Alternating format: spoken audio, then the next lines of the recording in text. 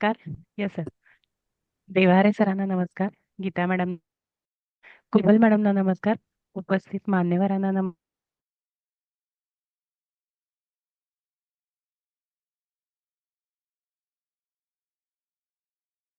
मिळते.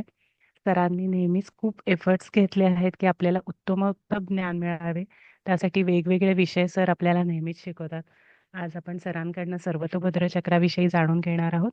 तर त्याच्यामध्ये नवमांशाचा विचार, ग्रहांचे गोचर, राशी, नक्षत्र, अक्षर, स्वर, तिथी, तसाच ग्रहकर्ता वेद या सगळ्यांचे विवेचन करून फळ कसे मिळते याविषयी आपण जाणून घेणार आहोत. तर सरांना मी विनंती करते की त्यांनी आजच्या लेक्चरला सुरुवात करावी. Thank you sir. Thank you madam. धन्यवाद मॅडम, धन्यवाद. पहिल्यांदा स्वागत करतो तुमचं.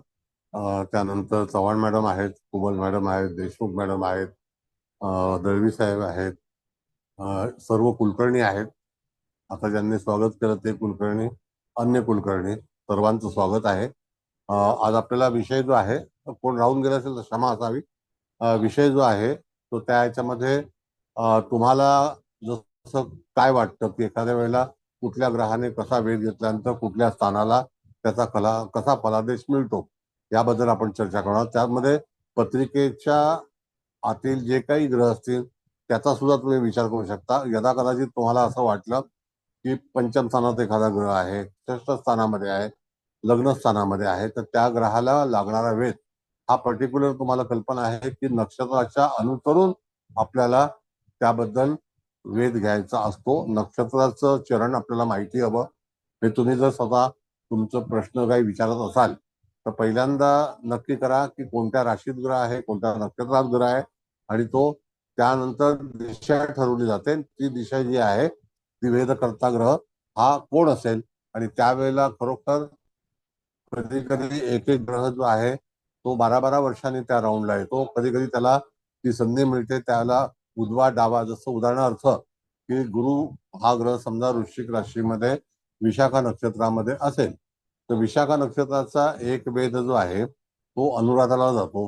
म्हणजे ते एक नक्षत्र वेध आहे, तो कळलं का. तसंच त्या ठिकाणी आश्लेषा आणि मघा नक्षत्र यांचा सुद्धा एक नक्षत्राचा वेध त्या ठिकाणी दर्शवला जातो. मग अशा वेळेला धनिष्ठा आहे, श्रवण आहे, कृत्तिका आहे, भरणी आहे, असे जे कोपऱ्यातले जे 4 उपदिशा जे आहेत त्यातले जे वेद आहेत ते एक नक्षत्रा संदर्भात असतात. सन्मुख जो आहे तो 4 दिशांना वेगवेगळा आहे. जसं ज्या उपदिशा आहेत 4 त्यामध्ये आश्लेषा, अनुराधा, त्याच्यानंतर श्रवण, त्याच्यानंतर कृत्तिका अशी जी काही नक्षत्र आहेत ती उपदिशेची आहेत. त्याच्यानंतर तुम्हाला मघा, भरणी, विशाखा आणि धनिष्ठा अशा ह्या पश्चिम नैऋत्य, त्याच्यानंतर उत्तर वायव्य अशा तऱ्हेचा वेध जो आहे तो त्या ठिकाणी आपल्याला पाहता येतो. मग नेमकं तुम्हाला एखाद्या व्यक्तीचा ग्रह हा कोणत्या राशीमध्ये आहे, कोणत्या दिशेला आहे, आणि त्यातून वेधकर्ता ग्रह, तर वेधकर्ता ग्रह याची तुम्हाला जाणीव पाहिजे की खरोखर आता त्याची स्थिती वक्री आहे का. तर तो वक्री ग्रह जो आहे तो फक्त उजवा वेध घेण्याचं त्याला परमिशन आहे. तो त्या ठिकाणी अतिचारी आहे का. त्या ठिकाणी ग्रह जर व्यवस्थित स्थितीमध्ये असेल तर त्याला तिन्ही वेध घेण्याचे अधिकार आहेत. जसं आता पंचांग गोचर हे तुम्हाला पूर्णपणे पाठ पाहिजे. जर ते पाठ नसेल तर निदान तुमच्याकडे जातक बसल्यानंतर त्यावेळेला त्या ग्रहाची स्थिती ती कशी असेल ह्याच्याबद्दल पण तुम्हाला विचार करून ठरवायचं असतं की आपल्याला हा वेधकर्ता ग्रह याची स्थिती काय आहे. आणि प्रत्येक वेळेला जर आपण बघितलं रवी, चंद्र, राहू, केतू हे सतत मार्गी असतात, म्हणजे राहू केतू वक्री असतात, त्यामुळे ते मार्गी होत नाही. आणि रवी आणि चंद्र हे वक्री होत नाहीत म्हणून त्यांना सगळे वेध घेण्याचे अधिकार आहेत. त्यावरती रवीच्या जवळचे शुक्र आणि बुध हे कधीतरी वक्री होतात, कधीतरी अस्त होतात, कधीतरी अतिचारी होतात. तर त्यावेळेला त्यांची स्थिती जी आहे ती वेगवेगळी असू शकते. मग ते वेध करताना तुम्हाला कळेल की त्या ग्रहाचं वेध जो आहे तो वेध घेण्याचा अधिकार त्याला किती कालावधी आहे. तर प्रत्येकाला साधारणतः 4 दिवस, 5 दिवस, 3 दिवस त्याची स्थिती कशी आहे. तर गतीला महत्व कसं असतं, तर त्या ठिकाणी सूर्याच्या जवळ असेल का. जसं आता बुध जो आहे तो कदाचित 22-23 डिग्री पुढे असेल, कदाचित 22-23 डिग्री मागे असेल, त्यावेळेला रवीने राशांतर केलेलं आहे का? तर रवी राशांतर जेव्हा करेल त्यावेळेला बुध समोर आहे का, पुढच्या राशीत आहे का, तो कालांतराने तो वक्री होणार आहे. आणि मागे जर असेल तर त्या ठिकाणी तो वक्री होऊन गेला तर तो मार्गी होणार आहे. म्हणजे हे असे जे काही नियम आहेत हे तुम्हाला पाठ असणं अत्यंत आवश्यक आहे. ती स्थिती शुक्राची आहे. मंगळाच्या बाबतीमध्ये ज्या वेळेला मंगळ रवीपासून थोडा थोडा दूर होत जातो त्यावेळेला तो षडाष्टक योगात येतो आणि तो वक्री होतो. मग तो वक्री झाल्यानंतर तो समसप्तक मध्ये येतो, परत षडाष्टक मध्ये येतो आणि असं करत त्याचा प्ले जो आहे तो 180 दिवसाचा असतो. या सगळ्या स्थिती ज्या आहेत ह्या तुम्हाला कळणं आवश्यक आहे. त्याच्यावरती भविष्य कथन करण्याची सोय आपल्या सर्वतोभद्र चक्रामध्ये आहे. मग आता रवीपासून जे काही ग्रह आहेत इत्यादी त्याच्यावरती आपल्याला विचार करायचा आहे. जर कोणाला काही प्रश्न विचारायचे असतील, आता जे काही मी सांगितलं आहे तर त्याला अनुसरून जर तुम्हाला काही विचारायचं असेल तर विचारा. मग आपण पुढे प्रवास सुरू करू. बोला.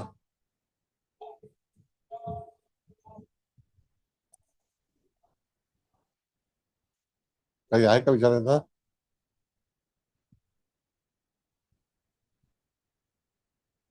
देशमुख मॅडम. नाही सर.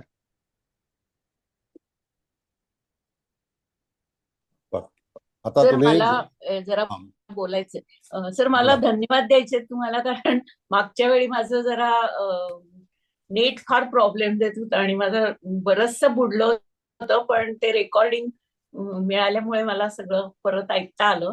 तर त्यासाठी तुम्हाला आणि कुबल मॅडमना विशेष करून धन्यवाद. धन्यवाद. Thank you sir. Okay okay.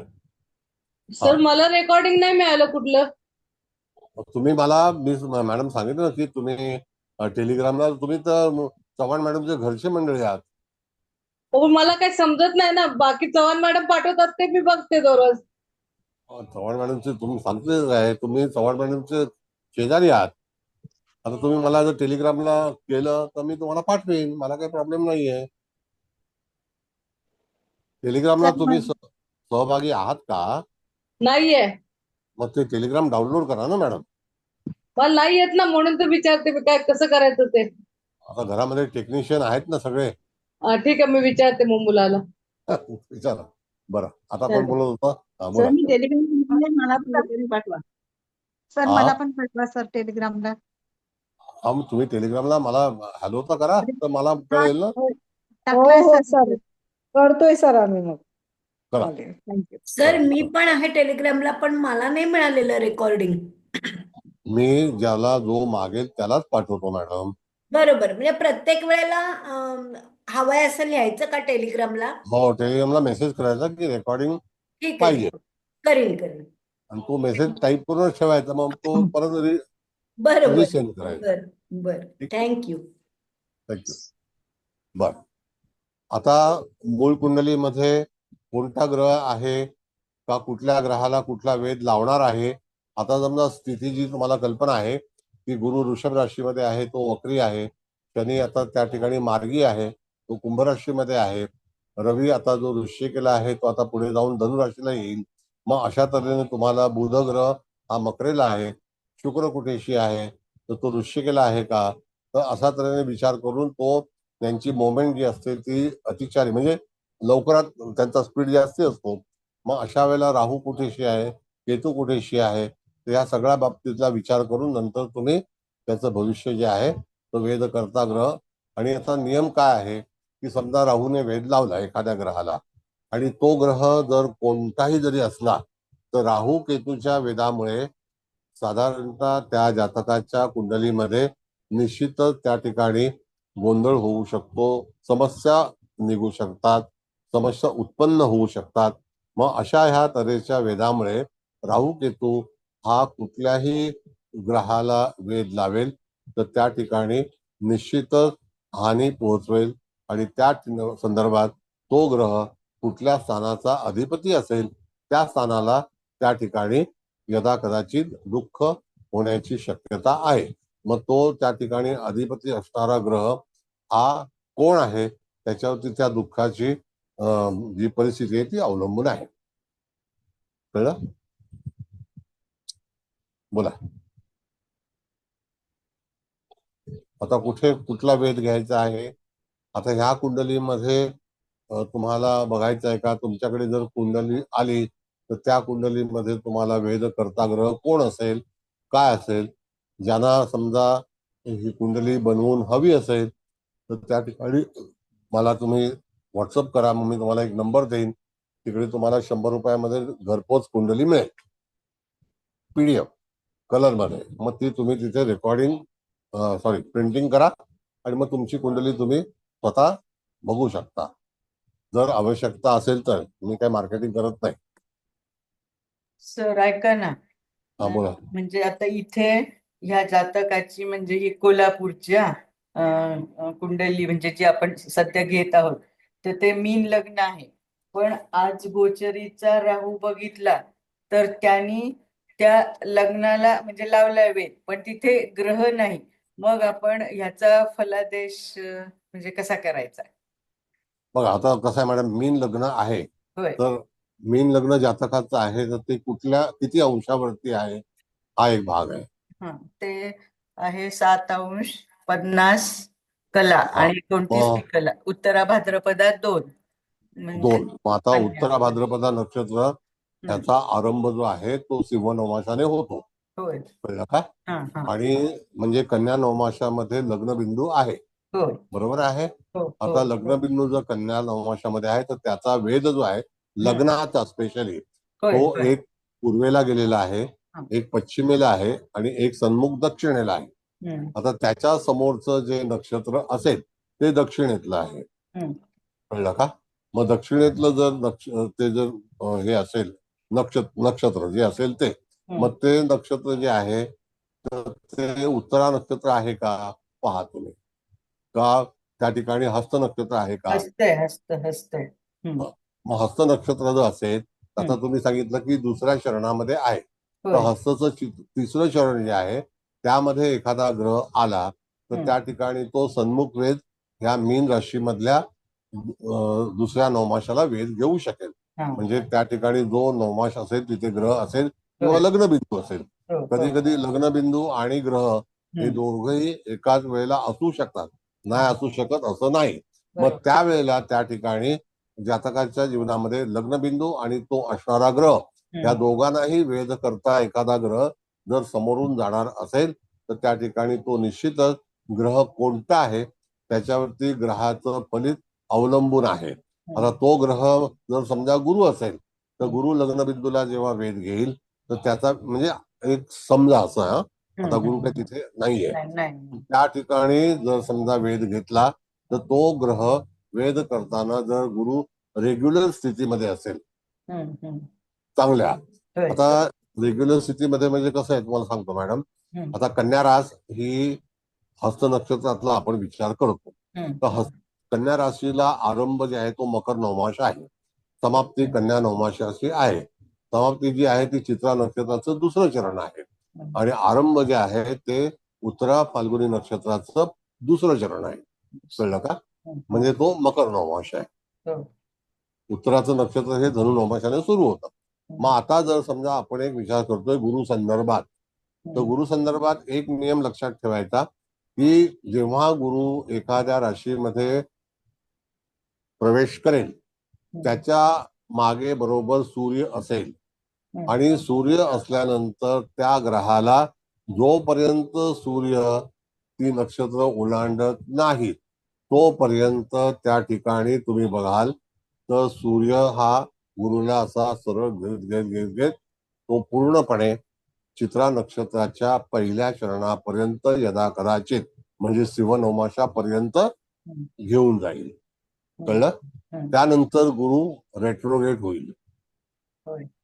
बरोबर आहे, म्हणजे वक्री होईल. होय. होय. आता हा नियम आहे ब्रह्मांडाचा म्हणजे ऑर्बिटचा. हम्म.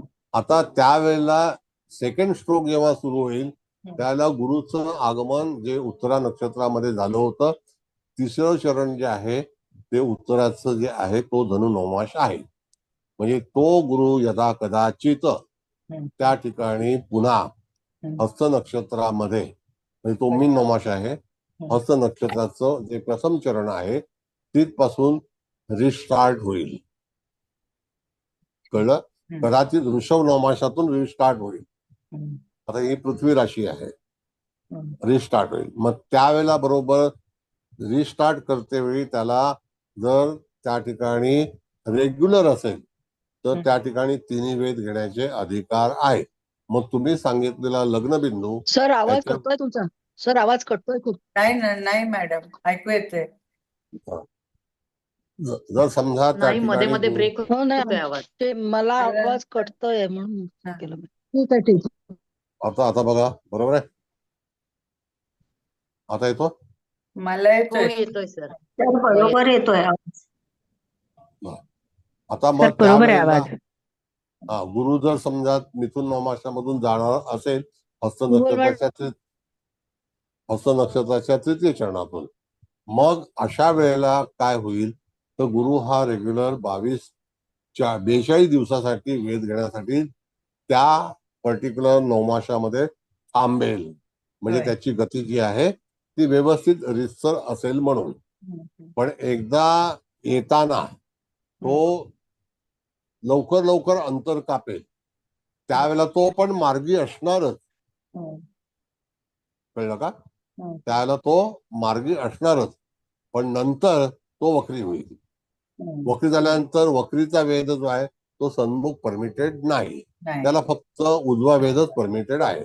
मग उजवा वेद कुठेशी असेल तर तो कुठल्या दिशेला असेल तर पूर्वेला असेल. बरोबर आहे की नाही? मग पूर्वेला येणारं नक्षत्र कोणतं आहे त्याच्यावरती त्याचा वेद जो आहे तो अवलंबून आहे. मग तिथे एखादा ग्रह आहे का पूर्वेला? मग आता आपण जर बघितलं तर त्या ठिकाणी मघा, पूर्वा फाल्गुनी आणि उत्तरा 3 आणि हस्त 4. मग आता त्या ठिकाणी कृत्तिका, रोहिणी, मृग आणि आर्द्रा. आता हस्तचा नक्षत्राचा वेद जो आहे तो आर्द्रा नक्षत्राला जातो का? जातो ना. हो सर. मग तो आर्द्राला गेल्यानंतर त्या ठिकाणी जर गुरु आपण मिथुन नवमाशामध्ये विचार केलेला आहे तर त्यावेळेला दुसऱ्या चरणामध्ये म्हणजे तस्करांश जे आहे चरण आर्द्राचं मकर नवमाश त्याच्यामध्ये जर ग्रह असेल तर त्याला वेद घेतला जाईल. समजलं. छान छान. ग्रह तर नाही. सौ मॅडम बाहेर पडल्या तर आल्या का? मॅडम नाही बाहेर पडल्या का? नेटचा काहीतरी प्रॉब्लेम. मग आता अशा वेळेला तुम्हाला त्या ठिकाणी काय करावं लागेल कळलं की नाही? तर ही गोष्ट लक्षात ठेवावी लागेल. बरोबर आहे. मग आता जर समजा हळूहळू गुरु पुढे जाईल. आता ज्या वेळेला जो एक नियम लक्षात ठेवायचा, ज्या वेळेला गुरुचं राशांतर होतं त्यावेळेला त्याची गती ही जी आहे ती जास्त असते आणि तो जसा ज्याला आपण म्हणतो की रवी सोबत चाललेला असतो त्याला तो अतिचारी सुद्धा असतो. आणि मग ज्या वेळेला रवी त्याला रेट्रोग्रेट करतो तर त्याची गती वेगळी असते म्हणून त्याला फक्त उजवा वेध घेण्याचा अधिकार असतो. मग आता असा हा गुरु सिंहनवमाशापर्यंत येईल, कदाचित त्याच्यात थोडस आणखी पुढे जाईल आणि मग तो परत माघारी वळेल. माघारी वळल्यानंतर त्याला पूर्व दिशेलाच वेध घेण्याचा अधिकार आहे. जर समजा तो हस्तमध्ये असेल तर आदरा नक्की, जर समजा तो चित्रामध्ये असेल तर पुनर्वसू नक्की. पुनर्वसू आहे का? पुनर्वसू आहे का? चित्रामध्ये असेल तर मृगशीर्ष ना, म्हणजे वक्री मृगशीर्ष आहे. बरोबर आहे. हा, मग आता त्या ठिकाणी आपण जर बघितलं तर मृगशीर्ष मध्ये फार थोडा वेळ. बरोबर. हा, मग त्याच्यानंतर तो पुन्हा आदरामध्ये जाईल. पण आदरामध्ये जर 3-4 ग्रह असतील, 1 चरण 2 चरण 3 चरण, तर सगळ्या ग्रहांना तो वक्री असताना वेध लावेल. आता वक्री असताना त्याची गती जी आहे ती तुम्ही निरीक्षण करता तुम्हाला आली पाहिजे की त्याची गती काय. तेव्हा तुमच्यापाशी पंचांग पाहिजे, कारण पंचांगाशिवाय तुम्हाला त्याची गती जी आहे ती कळणार नाही. मागवलंय पंचांग त्या सरांकडनं, सुहास समुद्र. काल त्यांचा मेसेज आला बर का की आज नक्की येईल, पण अजून तर काय आलं नाही. येईल पण. झालं. मग अशा तऱ्हेने तुम्हाला त्याचं विवेचन करायचं असतं. आता राहिला सन्मुख वेध जो आहे तो जेव्हा ग्रह अतिचारी असेल त्यावेळेला त्या ठिकाणी रवी सोबत असेल तर त्यावेळेला तो वेळ म्हणजे एक राशांतर योग, रवी पुढे किंवा मागे, कळलं? त्याच वेळेला तो सन्मुख वेध, जर उत्तर दिशेला एखादा ग्रह असेल त्यावेळेला त्याचा तिथे नियम लागू पडेल. बर, एक राशांतर योग असेल तेव्हाच सन्मुख हा वेध मागे किंवा घेतलं. पुढे, हा, हा. हा. मागे किंवा, कारण का की ग्रह अतिचारी कधी होतो? हम्म. एक तर रवीच्या मागे हम्म. किंवा रवीच्या पुढे. बरोबर. हम्म. बरं, रवीच्या मागे ग्रह असल्यावरती काय होतं की रवी त्याला पुल ऑन करून रवी सोबत आणण्याचा प्रयत्न सर पुन्हा करतो. आवाज कटतोय. अरे आवाज तर बरोबर आहे. ऐका ना, कोणाला सरांचा आवाज येत नाहीये? मॅम क्लिअर आहे आवाज. व्यवस्थित आहे आवाज. त्यांचा त्यांच्याकडे हा. नेटचा प्रॉब्लेम असेल, देशमुख हा. मॅडम कडे प्रॉब्लेम असेल नेटचा. आता मॅडम ऐका ना, आता हा आवाज सगळ्यांना येतोय अहो. तुमच्या नेट मध्ये काहीतरी प्रॉब्लेम असू शकतो मॅडम. आता आहे का बरोबर बघा? हो, नाही येतोय ना, आम्हाला सगळ्यांना येतोय सर नाही आवाज. सर, सुरुवातीला थोडा ब्रेक होत होता, जात होता मध्ये मध्ये, पण आता एकदम क्लिअर येतोय माझ्याकडे पण. सर क्लिअर येतोय आवाज सर. ठीक आहे, ठीक आहे. हा, मग अशा वेळेला असे वेद जे आहेत तर त्याचे नियम तुम्हाला व्यवस्थित माहिती असायला हवे. कळलं का? होय, समजलं, छान समजलं. आता मग कोणाला ते काय विचारायचं विचार. हा, नाही विचार. तुम्हाला काय सांगायचं सांगा, मला कळालं, मला जे विचारायचं. म्हणजे त्या ठिकाणी रवीच्या सोबत तो मर्ज होतो, म्हणजे एका अंशामध्ये जवळपास येतात. येतात. मग कधी कधी तो किती गतीला असेल, कोणत्या तारखेला असेल, कळलं का? तारीख ही माहिती हवी आपल्याला, कारण का होय. की त्या अनुसार तुम्हाला दक्षिणेतला ग्रह जेव्हा याच्यामध्ये 15 सप्टेंबरला प्रवेश करेल, मग 15 सप्टेंबरला जेव्हा प्रवेश करेल त्यावेळेला 25 तारखेला साधारणतः तो हस्त नक्षत्रामध्ये येईल. त्यासोबत जर ग्रह असेल, आता कसं आहे की शनी गुरु या दोन ग्रहांबद्दल वक्री मार्गीचा विचार आपल्याला करावा लागतो. कधी कधी ते रवी सोबत यायला वेळ लागतो, कधी रवी त्यांच्यापर्यंत पोहोचण्यासाठी वेळ लागतो. जसं आता आपण बघितलं तर रवी एकदा गुरुला भेटून आलेला आहे. त्याच्यानंतर आता गुरुला जेव्हा भेटायला जाईल त्यावेळेला गुरु पुढच्या राशीमध्ये प्रवेश करेल. हा नियम आहे. कळलं का? चव्हाण मॅडम आले का? नाही बघते, थांबा, मला तर छान हा, काय कळलं. आलं? बघते मी. निघाले बाहेर? हा, बाहेर काहीतरी नेटचा प्रॉब्लेम, नाही आल्या. नाही. मग आता त्यावेळेला तुम्ही जर पाहिलं तर तिथे तुम्हाला कळेल की आता परत गुरुची आणि रवीची भेट ही पुढच्या वेळेला पुढच्या राशीमध्येच होईल, वृषभ राशीमध्ये होणार नाही. कळलं का? आता जर समजा गुरुने रवीला वेध लावला तर तो पॉझिटिव्ह आहे, कारण रवी त्याचा मित्र आहे. चंद्राला वेध लावला तरी सुद्धा तो त्याचा मित्र आहे. मंगळाला लावला तरी सुद्धा तो त्याचा मित्र आहे. पण गुरुने राहूला वेध लावून काही होणार नाही. शुक्र बुध हे शुभग्रह आहेत म्हणून शुभग्रहाने शुभग्रहाला वेध लावला तरी सुद्धा काही तिथे नुकसान होणार नाही. कळलं? म्हणजे फक्त राहू, केतू आणि शनी त्यांचे वेध लागतील तेव्हा नुकसान तर होईलच होईल, आणि भरपूर वेळ पण शिवाय, कारण ते जास्त वेळ लावतायत ना वेध. त्यानंतर आपण पाहिलं तर तिथे तुम्हाला बघितलं तर शनीला आता रवी जाऊन भेटणार. केव्हा भेटणार? ज्या वेळेला कुंभ राशीमध्ये 15 फेब्रुवारीला जेव्हा त्या ठिकाणी हे जाणार त्या दरम्यानच तिथे जाऊन तिथे भेटणार. म्हणजे मार्च 29ला राशांतर शनीचं होणार आहे. कळलं का? त्याच्या अगोदर 15 मार्चला मिथुन राशीमध्ये सूर्य प्रवेश करेल. जेव्हा 15 फेब्रुवारीला सूर्य जेव्हा त्या ठिकाणी येईल तर त्यावेळेला कुंभ रास असेल तर तिथे गतीमध्ये शनीच्या वाढ होईल. कारण का की रवीच्या पुढे असणार ना शनी, तेव्हा गतीमध्ये वाढ होईल. मग गतीमध्ये वाढ झाल्यानंतर रवी शनी राशांतर करण्याचा प्रयत्न करेल, पण रवी जेव्हा ओव्हरलॅप करेल तर पहिल्यांदा रवी आतमध्ये प्रवेश करेल आणि मग शनी प्रवेश करेल. असं आहे. बरोबर आहे ना. छान. Thank you sir. आता बऱ्याच गोष्टी आमच्या क्लिअर होत झाल्याच म्हणजे. बरं. विचारा आता कोणाला काय विचारायचं देशमुख असेल मॅडम पण बाहेर काही. पडल्या. देशमुख मॅडम पण बाहेर पडल्या. हो का? काय प्रॉब्लेम त्यांचा तर आधीपासून नेटचा प्रॉब्लेम होता वाटतं. बरं, आता तुमच्या लॉजिक प्रमाणे काही विचारायचं असेल तर विचारा, कारण का की तुम्हाला उत्तम चांगलं शिकायचं आहे. होय. बोला. जिओच्या नेटचा सगळ्याकडे प्रॉब्लेम आहे. इथं जिओच लावून बसली बघूया. हो सर, खूपच नेटचा प्रॉब्लेम येतोय. हा, काय म्हणता? खूपच प्रॉब्लेम आहे. नेटचा खूपच प्रॉब्लेम आहे आज. हा, येस येस. हा बोला बेंद्रे साहेब. सर हे समजलं मला फक्त असं विचारायचं आहे की हे ह्याचं काय पुस्तक वगैरे आहे का? कसं आत्ता तुम्ही जे सगळं सांगितलं ना की रवीच्या अलीकडे किंवा पलीकडे हे असेल तर त्याची गती वाढते, तर हे सगळं कुठे पुस्तकात कुठल्या वाचायला मिळेल का आपणच ते ऑब्झर्व करत राहायचं? नाही, आता कसं आहे बघा, पंचांग हे पुस्तक आहे, हे हा, लक्षात घ्या. बरोबर आहे. पंचांग करणारे जे लोक आहेत ते विद्वान आहेत आणि ते एफएमएरीज आहेत.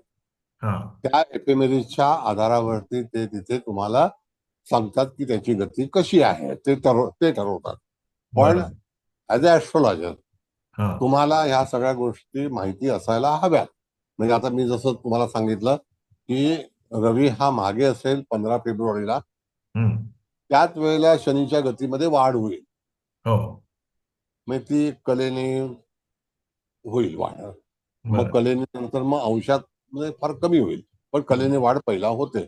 हम्म, सगळ्या गोष्टी ज्या आहेत त्या कलानुसार होतात पुढे. आणि बरोबर. त्याच्यानंतर मग त्या ठिकाणी बघायचं तुम्ही तर पुढे काय होईल, तर त्या ठिकाणी रवी ओव्हरलॅप करेल शनीला. आणि एखाद्या पॉइंटला ते दोघं बरोबर असतील का काही काळ? हो, अंशात्मक एकत्रच एका राशीत, एका नक्षत्रात, एका नवमाशामध्ये, एका पर्टिक्युलर अंशामध्येच असणार. पण ते साधारण किती वेळ म्हणजे जसं सूर्याचं आपण सांगितलं तर 3 दिवस. नाही, एक दिवस एका अंशासाठी सूर्य आणि शनी हे एकत्र येतील. त्यानंतर आफ्टर 24 आवर्स रवी जो आहे तो शनीला ओलांडेल आणि पुढे निघून जाईल. बरोबर आहे. पण त्या पर्टिक्युलर एका दिवसात शनी आणि रवी काही मित्र नाहीयेत, तर त्यावेळी काहीतरी जबरदस्त इम्पॅक्ट हो होईल का? हो, इनफॅक्ट हा जो भाग आहे, जेव्हा एखाद्या शनी बरोबर म्हणजे आपल्या सगळ्यांच्या पत्रिकेमध्ये शनी आहे, हो. त्या पत्रिकेमधून जेव्हा रवी जाणार असेल तर हम्म, त्या पर्टिक्युलर 24 तासामध्ये जातकाच्या जीवनामध्ये हम्म, काही ना काहीतरी घडामोडी होतातच. बरोबर. आता रवी आणि शनीचं जे काही ओव्हरलॅपिंग आहे ते वर्षातून एकदाच एका अंशाशी त्याचा संबंध येतो. बरोबर. मग जसं की समजा तुमचा तुळेचा शनी आहे, तर हम्म, तुळेचा शनी हा ऑक्टोबर महिन्याच्या 15 तारखेनंतर रवी एंटर होईल. मग तो हम्म, किती अंशाचा आहे त्याच्यावरती त्याचा इम्पॅक्ट अवलंबून आहे, म्हणजे परिणाम. बरोबर आहे. मग तो रवी जो शनी आहे तुमच्या कुंडलीमध्ये तो किती अंशाचा आहे मूळ कुंडलीत तुमच्या? तुम्ही मला माझ्याबद्दल विचारताय का? हो हो. एक मिनिट सांगतो.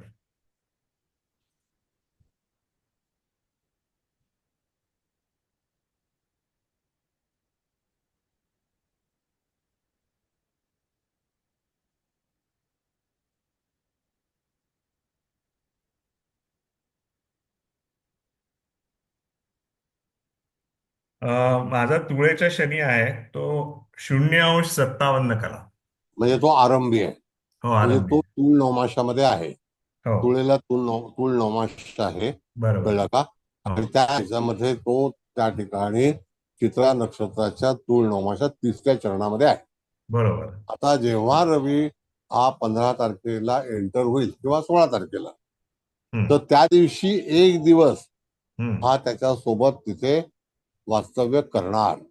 हो, आणि मग त्या ठिकाणी जी रास आहे ती हम्म, रास कोणत्या स्थानामध्ये आहे? हम्म, तूळ रास. स्थूळ रास हे कळलं नाही मला कुठल्या स्थानात आहे. तूळ राशीमध्ये शनी आहे की नाही, हो, तर ती रास कोणत्या स्थानाशी संबंधित आहे? माझं ते धनस्थान आहे. धनस्थान आहे, म्हणजे त्या ठिकाणी तुम्हाला कन्या लग्न आहे. माझं कळलं धनु का? लग्न आहे. मग धनु लग्नाला तूळ रास कुठे येणार? या 12 स्थान ह्याला येणार, ती लाभस्थानात येणार. हो, सॉरी लाभस्थानात आहे. हा, लाभस्थानामध्ये. लाभस्थानात आहे. हो, हा, मग त्या ठिकाणी लाभस्थानामध्ये आहे, तर हो, लाभासंदर्भामध्ये जेव्हा लाभाचा रवी येईल त्यावेळेला तो शनीवरून जाईल, आणि हो, ही घटना वर्षातून 2 वेळा घडेल. हो, बरोबर आहे. एकदा रवी येईल वर्षातून एकदा, हो, आणि समोर पण जाईल ज्या वेळेला त्या बरोबर. ठिकाणी. मग समोरची रास कोणती आहे? तर मेष आहे, मेष आहे, बरोबर आहे. बरोबर आहे की नाही? हो, आता मेष राशीमध्ये असल्यानंतर त्या ठिकाणी जर तुम्ही पाहिलं तर मेषेला मेष नवमास जो आहे त्याच्यातून एप्रिल महिन्याच्या 15 तारखेला बरोबर त्याचा समसप्त होईल, हो, बरोबर आहे. असं आहे. आणि अच्छा, तो 14 ते 15 एप्रिलच्या दरम्यान होईल, पण हो, तो एका दिवसासाठी. बरोबर. आणि आत्ता कळलं? सुद्धा तुम्ही म्हणता ते लाभस्थानात जेव्हा एक दिवस होईल त्यावेळी लाभाला काहीतरी हानी पोचेल का? बघा, आता मूळचा शनी जर लाभस्थानामध्ये आहे हा, तर त्यावेळेला लग्नावर दृष्टी आहे, हो, कळलं का? तिथे धनु लग्न आहे, तर धनु लग्नावरती त्याची दृष्टी आहे. बरोबर आहे. धनु लग्नावरती दृष्टी असल्यानंतर कमी वयामध्ये केस कमी होणं हे घडलेलं आहे का? हो. हा, तर हा फलादेश आहे. पण कळलं का? हॅट्स ऑफ टू मी, तुम्हाला कळलं कसं माझा तुळेचा शनी आहे? मी तर तुम्हाला कधी पत्रिका दाखवलेली नाही किंवा काही नाही. खरोखर त्या ग्रेट ठिकाणी आहात तुम्ही. परमेश्वराची कृपा आहे, बाकी काय. कळलं सर. मग आता त्या घटनेला त्या दिवशी तुम्हाला एखाद्या वेळेला जर समजा आणखी याच्यामध्ये एक असं आहे सर, हा, की जेव्हा गुरु हा जर आपल्या मूळ कुंडलीमध्ये बलवान असेल हम्म, आणि त्या दरम्यान जर एखादी घटना वाईट होणार असेल तर ती घटना गुरु होऊ देणार नाही. बरं, त्याच्यातून तुम्हाला अगोदरच सूचना मिळतील आणि तुम्ही तिथे सावध राहाल आणि थांबाल. बरोबर आहे. बाहेर काढेल तेव्हा.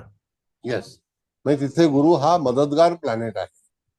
पण माझा गुरु षष्ठात आहे. म्हणजे षष्ठात जरी असला तरी तो ऋषभेला आहे ना. हो, वृषभेला आहे. मग आता त्या ठिकाणी ऋषभेला गुरु असल्यानंतर तिथे तुम्हाला 72 वय सुरू होणार आहे, बरोबर आहे. कळलं का? हो, बाहेर काढेल मैदातनं. नाही नाही, षष्ठात गुरु हा वाईट, मी काय सांगितलं साहेब, की गुरु हा धनत्रिकोणातला आहे, हो, तो त्या ठिकाणी कुठेही असला तरी तो फलादेश देणार, हे नक्की. हम्म.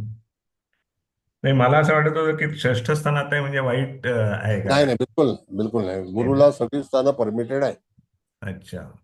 आणि षष्ठ स्थानात असल्यामुळे तुम्हाला तुमचं नोकरीचं आयुष्य तो उपचय स्थानामध्ये असल्यामुळे नोकरी, त्या ठिकाणी कुटुंब, भरभराट, आर्थिक, या सगळ्या गोष्टी म्हणजे तिथे गुरु ऋषभेचा असल्यामुळे तुम्हाला त्या ठिकाणी तो फलादेश देईलच.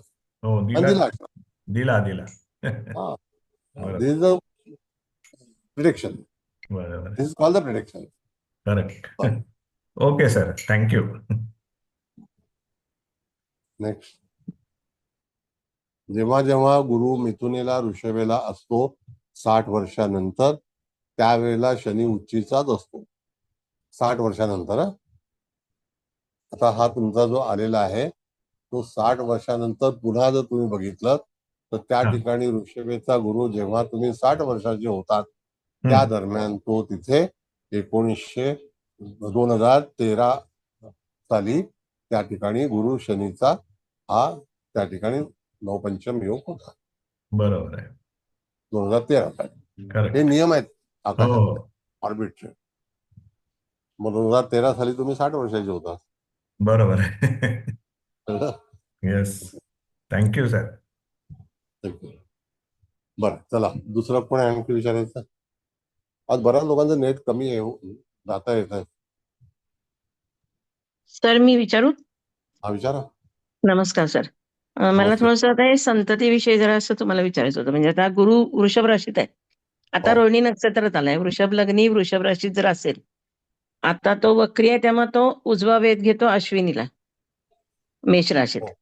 हो. मग आता संततीचा समजा चान्स घ्यायचा असेल आता कन्या रास आली पंचम स्थानामध्ये आणि पंचम स्थानाचा अधिपती बुध आहे, तो मिथुन येत आहे. मग गुरु त्याच्याबरोबर जाईल त्यावेळेला चान्स घ्यायचा की कन्या राशीवरती हस्त किंवा उत्तरा पहिली गोष्ट याला म्हणजे वेध लागू.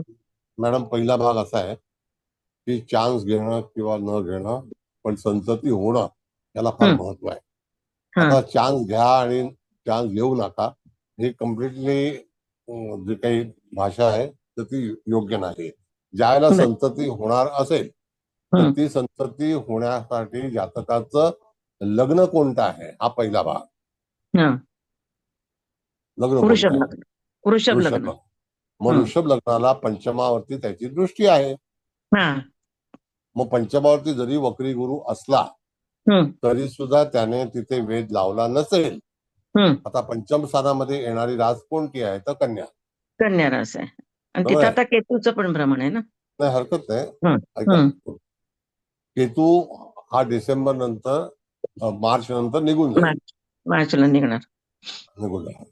तर हम्म. त्या दरम्यान केतू जरी समजा तिथे असेल हम्म. तरी सुद्धा मूळ भाग असा आहे की पंचम स्थानाचा भावमध्य काय आहे आणि अच्छा. गुरु हा त्या ठिकाणी त्या अंशाला बरोबर तिथे भावाच्या बिंदूला योग करतो का. आणि गुरु ज्यावेळेला रेट्रोग्रेड होऊन फॉरवर्डेड होईल त्या दरम्यान त्या जातकाच्या ह्याच्यामध्ये तिथे योग दर्शवतो. आणि अच्छा. त्यावेळेला सांगतो तुम्हाला त्यावेळेला रवी जो आहे आता ऋषभ लग्न घेतलं तर साधारणतः जुलै महिन्यामध्ये हा योग घडेल. ओके ओके ओके कळलं. ओके ठीक आहे सर, थँक्यू. आता जुलै महिन्यामध्ये आपण जर विचार केला पुढच्या तर गुरु राशी बदलतोय. बदलणार हो, एप्रिललाच आता बदलतो. हो. मग त्यावेळेला तो 12व्या स्थानात जाईल. ऋषभ लग्न आहे ना, मग धनस्थानात येईल. गुरु नाही धनस्थानात जाणार. धनस्थानात मग धनाची वृद्धी होणे किंवा कुटुंबाची वृद्धी होणं हा हा पण बरोबर भाग. बरोबर. म्हणजे साधारण कसं आहे, मी गुरुचं भ्रमण मिथुनीत गेल्यानंतरचा मी थोडासा अंदाज काढला होता, तो माझा बरोबर आहे किंवा नाही म्हणलं तुम्हाला विचारावं. चालेल, thank you sir, thank you. Thank you.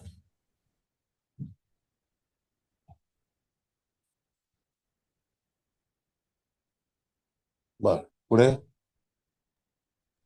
Sir मी विचारू. हा विचारा. सर वृषभ लग्नाला जर का रवी श्रवण नक्षत्रात आहे दुसऱ्या चरणात आणि लग्न बिंदू आहे चौथं चरण तिसरं चरण म्हणजे कृत्तिकेचं, तर तो परमनंट वेध जर रवीचा लग्न बिंदूला असेल तर त्याचं फळ आपण काय म्हणू शकतो. परमनंट जर वेध असेल तर तो चांगला आहे. पण मूळ गुरु हा कोणत्या नक्षत्रात आहे मॅडम. मूळ गुरु हा कृत्तिका नक्षत्रात आहे. म्हणजे त्या ठिकाणी कृत्तिका नक्षत्र ईशान्य दिशेला आहे. हो. आणि लग्न कोणत्या दिशेचं कोणत्या राशीचं आहे. वृषभ राशीचंच लग्न. वृषभ राशीचं जर असेल, आता कृत्तिकाच्या पहिल्या चरणामध्ये असेल तर ज्या ठिकाणी लग्न वृषभ राशीच आहे का. हो हो. लग्न कोणतं आहे. लग्न वृषभच आहे. लग्न वृषभच आहे. लग्न वृषभला वेध हा मग तिथे कसा वेध घेईल. नाही भरणी नक्षत्र लग्न वृषभ आहे म्हणजे तिथे कृत्तिकेचं लग्न बिंदू आहे तो कृत्तिका नक्षत्रात येतोय. बरोबर आहे. हा मग कृत्तिका नक्षत्र हे ईशान्य दिशेला आरंभी धनु नवमाशातलं आहे. हो कळलं का. हो हो. तो वेध घेताना धनु नवमाश असेल तर तो त्या ठिकाणी भरणी नक्षत्राच्या चतुर्थ चरणाला वेध घेईल. नाही पण आपण जर सन्मुख वेध धरला तर सन्मुख कुठे येईल मॅडम. खाली म्हणजे हा तेच म्हणजे श्रवण नक्षत्रात रवी आहे. मी जो म्हणते तुम्हाला तो श्रवण नक्षत्रातला रवी आणि तो कृत्तिकेतल्या लग्न बिंदूला परमनंट वेध घेतोय सन्मुख. तो चांगला आहे. चांगला आहे ना. पहिली गोष्ट लक्षात घ्या, एकदा कन्फर्म करा की लग्न बिंदू कोणत्या ह्याच्यातला आहे. मग गुरु आणि रवी मध्ये भेसळ करू नका. हा, नाही नाही, गुरु पण वृषभ राशीतच आहे आणि लग्नबिंदू पण म्हणजे हो लग्नबिंदू. बरोबर आहे हा, मॅडम. वृषभ राशी 30 अंशाची आहे, हो. त्याच्यामध्ये गुरु मूळचा कुठे प्ले करतो हे सांगा ना. गुरुचं नक्षत्र सांगा मॅडम. गुरुचं नक्षत्र कृत्तिका आहे, तो दुसऱ्या चरणात आहे. कितवच म्हणजे तो मकर नवमाशामध्ये आहे. हा, हो हो. आता जर तो वृषभ राशीचं दुसरं चरण म्हणजे कुंभ नवमाश. ऐका, हा वृषभ राशीचं दुसरं चरण म्हणजे कुंभ नवमाश आहे हा आणि कृत्तिका बरोबर. नक्षत्राचं दुसरं चरण म्हणजे मकर नवमाश आहे. हो हो, मग गुरु मकर नवमाशात आहे, म्हणजे तो आरंभी आहे. आरंभी आहे. हो, हा, मग आरंभी जर असेल तर लग्नबिंदू कोणता आहे? लग्नबिंदू आहे तो मीन नवमाशात आहे, कृत्तिकेचं मीन 4थं नवमाश हा चरण. 4थ्या चरणामध्ये. हा मग तो कृत्तिकेचं 4थं चरण असेल तर त्या ठिकाणी श्रवण नक्षत्राच्या पहिल्या चरणाला तो वेध लावेल. हो बरोबर. मग रवी कुठेशी आहे? रवी श्रवण नक्षत्रात पहिल्या चरणात आहे. मग तो समसप्तक वेध जो आहे तो त्या सन्मुख. ठिकाणी लग्नबिंदूला लागेल. हा, तो सन्मुख वेध आहे. आणि मग तो रवीचा असल्यामुळे त्याचं फळ काय असेल असं मला. त्याचं फळ असं आहे की जातकाच्या याच्यामध्ये एनर्जी जर कृत्तिका नक्षत्र असेल तर त्या हा. ठिकाणी निश्चितच जातकाची एनर्जी पॉवरफुल चांगली असेल. आता ह्याच्यामध्ये लग्न अंश हे किती आहेत तर 10 अंशापर्यंत कृत्तिका नक्षत्राचं 4थं चरण उपलब्ध असतं. हो बरोबर, लग्न 9 हा. अंशात आहे. हा, मग आता 9 अंशामध्ये 1 अंशाचा फरक जर झाला तर यदा कदाचित 4 मिनिटांमध्ये जर फरक असेल तर हा. त्या ठिकाणी लग्न बदलून ते मेष नवमास रोहिणी नक्षत्राचं पहिलं चरण सुद्धा होऊ शकतं. म्हणून हो बरोबर टायमिंग परफेक्शन पाहिजे. बरोबर बरोबर. कळलं का? मग हो, आता तो जर वेळ लावत असेल श्रवण मधून तो चांगला आहे. चांगला आहे ना. Okay, thank you sir. थँक्यू. बोला. नमस्कार सर. सर नमस्ते. ते सर्वतोभद्र चक्राच्या खाली काही ग्रह आणि असे आकडे लिहिलेत, ते काय आहे असं मला विचारायचंय. आणि सेंटरला जे तिथी आणि वार लिहिलेत, तर ते कसे आपण म्हणजे वेधामध्ये हे करायचे हो, ते पण. जेव्हा एखादा ग्रह वेध लावेल त्यावेळेला त्या ठिकाणी तो वेधकर्ता ग्रह जेव्हा तिथून जात असेल तर त्या दरम्यान जातकाच्या जीवनामध्ये तिथे एखादी घटना घडू शकेल. त्याला ती तिथी उपलब्ध असेल तेव्हा ती घटना घडेल. तिथी कळलं आणि मॅडम? वार पण ना सर? हो, तिथी वार पण त्याच्याशी एकत्रित झाले पाहिजे. आता तुम्ही नक्षत्र सांगितलं तर तिथी वार लक्षात येईल. नाही सर, मला तेच समजलं नाही, म्हणजे ते कसं. बघा, असं आहे की त्या ठिकाणी रविवार आणि मंगळवार एक प्रतिपदा, षष्ठी आणि एकादशी आहे. हा कळलं? हा शुक्रवारी चतुर्थी, नवमी आणि चौदस येते. शनिवारी पंचमी, दशमी, पौर्णिमा येते. सोमवारी आणि बुधवारी द्वितीया, सप्तमी आणि द्वादशी येते. अशा ह्या तिथ्या फिक्स आहेत. ओके कळलं? तो ओके. चौकोन तसा मध्यभागी आहे.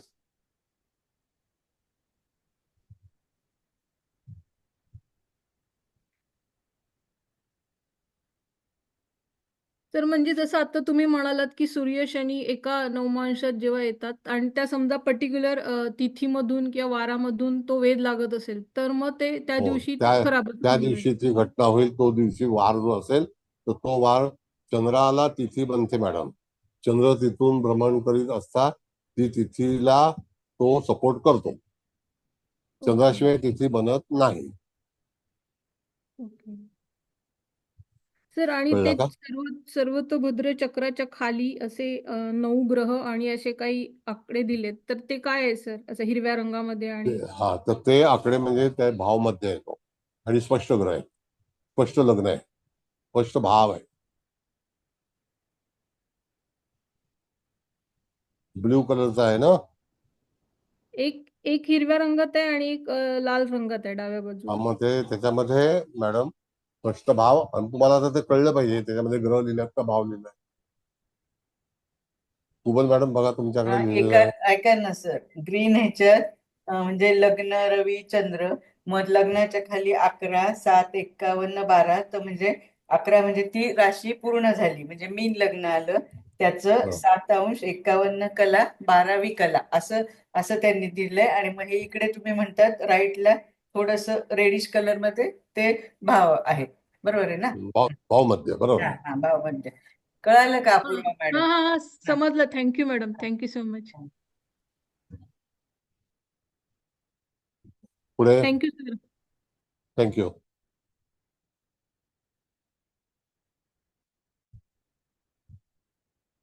आता आणखी कोणाच्या काही समस्या? बघा, सर्वतोपरी चक्राच्या आता 2 कुंडल्या आपण मांडल्या. त्या 2 हॅलो कुंडल्या मांडतेवेळी तुम्हाला त्या ठिकाणी सर. हा बोला. हा सर, मी कवठेकर बोलते. सर, आता मंगळ मार्गी होईल फेब्रुवारीमध्ये, हो की नाही? तो मार्गी झाल्यानंतर पुनर्वसू 2 मधून ह्या आजच्या पत्रिकेमध्ये गुरुला वेध घेईल तो. हो. मग त्याचं सन्मुख वेध गुरुला घेईल ना तो. मग गुरु सन्मुख आहे वेध म्हणजे त्या मूळ पत्रिकेमध्ये मूळ गुरु आहे नक्षत्राच्या का? 3ऱ्या चरण. हा, मग 3ऱ्या चरणामध्ये गुरु आहे. त्या ठिकाणी तो वेध हो घेतल्यानंतर काय करेल? तर त्या गुरुचा वेध जेव्हा कोणाला लागेल, रवीला लागेल का गुरुला वेध लागेल? नाही, गुरुला वेध. मंगळाचा वेध गुरुला लागणार आहे सर. मग तो फक्त गुरुला, हा, मंगळाचा वेध 4 गुरुला ते 5 लागणार. दिवसासाठी असेल. 4 ते 5 दिवसासाठी असेल. आता 4 त्यामध्ये ते आपण 5. जर पाहिलं, आपण जर पाहिलं तर जातकाचं लग्न कर्क आहे का? जातकाचं लग्न कोणतं आहे? जातकाची पत्रिका जी आहे मॅडम, आता तुम्ही जे सांगितलं धनु राशीबद्दल, ती सप्तमात आहे, म्हणजे पश्चिम दिशेला आहे. नाही, जातकाचं आजच्या लग्न पत्रिकेबद्दल म्हणते सर मी. आजची मीन लग्नाची जी कुंडली आहे ना. मग आजच्या पत्रिकेमध्ये मीन लग्नाची पत्रिका आहे आणि तिथून मंगळ वेध घेणार आहे. तो कुठे घेणार आहे? तर तो दशम स्थानाला घेणार आहे का? गुरुला घेणार आहे सर, मूळ नक्षत्रामध्ये. गुरुला. दशम स्थान आलं ना ते. दशम स्थानात आलं ना. मग दशम स्थानात वेध घेताना पुनर्वसू मध्ये जेव्हा जाईल तो फेब्रुवारीमध्ये. मी काय म्हंटल मॅडम, जेव्हा जाईल त्यावेळेला तो पुन्हा मार्गी होईल. मग त्यावेळेला तो वेध घेईल तर ते दशम स्थानामध्ये असणाऱ्या गुरुला वेध घेईल. तर तो वेध हा 4 दिवसासाठीच असेल. हो, कळलं का? 4 ते 5 दिवसासाठी. मग ते 4 ते 5 दिवसासाठी जर असेल तर त्यावेळेला निश्चितच जातकाला काहीतरी प्राप्ती होऊन जाईल. मुळामध्ये पत्रिकेमध्ये दशम स्थानामध्ये ग्रह आहे आणि तो गुरुसारखा ग्रह आहे, लग्नही दशमात आहे. पण त्यासोबत इत्यादी ग्रह राहू वगैरे आहे का? हो, राहू आहे आणि चंद्र पण आहे. मग त्या ठिकाणी जेव्हा मंगळ राहूला वेध घेईल, आता राहू हा कोणत्या नक्षत्रात आणि कोणत्या अंशावरती आहे तो सांगा. राहू, 1 मिनिट सर, बघायला पाहिजे मला. सांगते.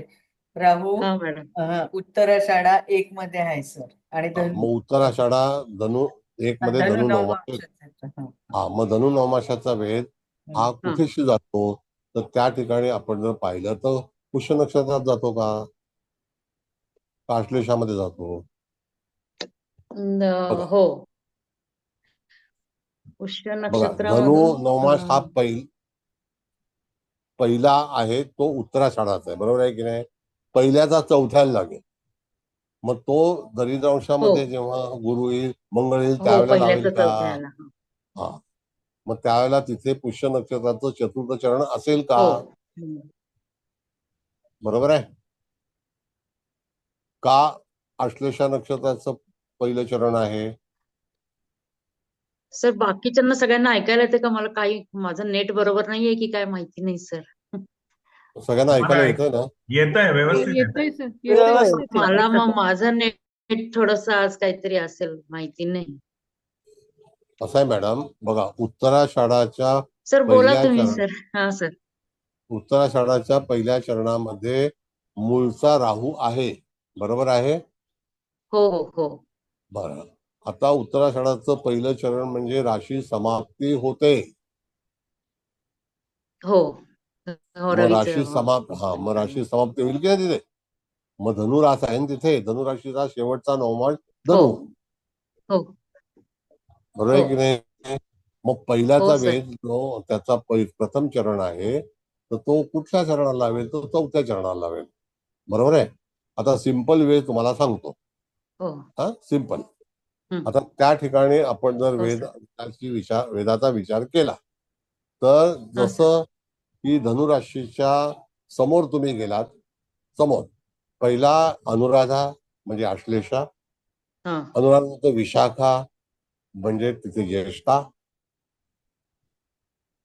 बरोबर आहे. तनिष्ठा अनुराधा ज्येष्ठा, हा ज्येष्ठाच्या पुढे हा पुष्य, हा ज्येष्ठाच्या पुढे पुष्य, बरोबर आहे. पुष्य हो बरोबर आहे की हो नाही. सर त्याच्यानंतर हो मूळ सर नक्षत्र येईल.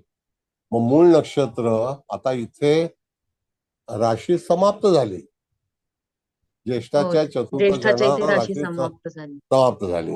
मग हम्म. आता आपण धनुराशीकडे गेलो. तुमचं म्हणणं आहे की मिथुन नवमाशामध्ये एखादा ग्रह आहे, हो बरोबर आहे की नाही. हो मग त्या हे आहे ना ठिकाणी पुष्यच्या ऐवजी आपण गेलो त्या ठिकाणी.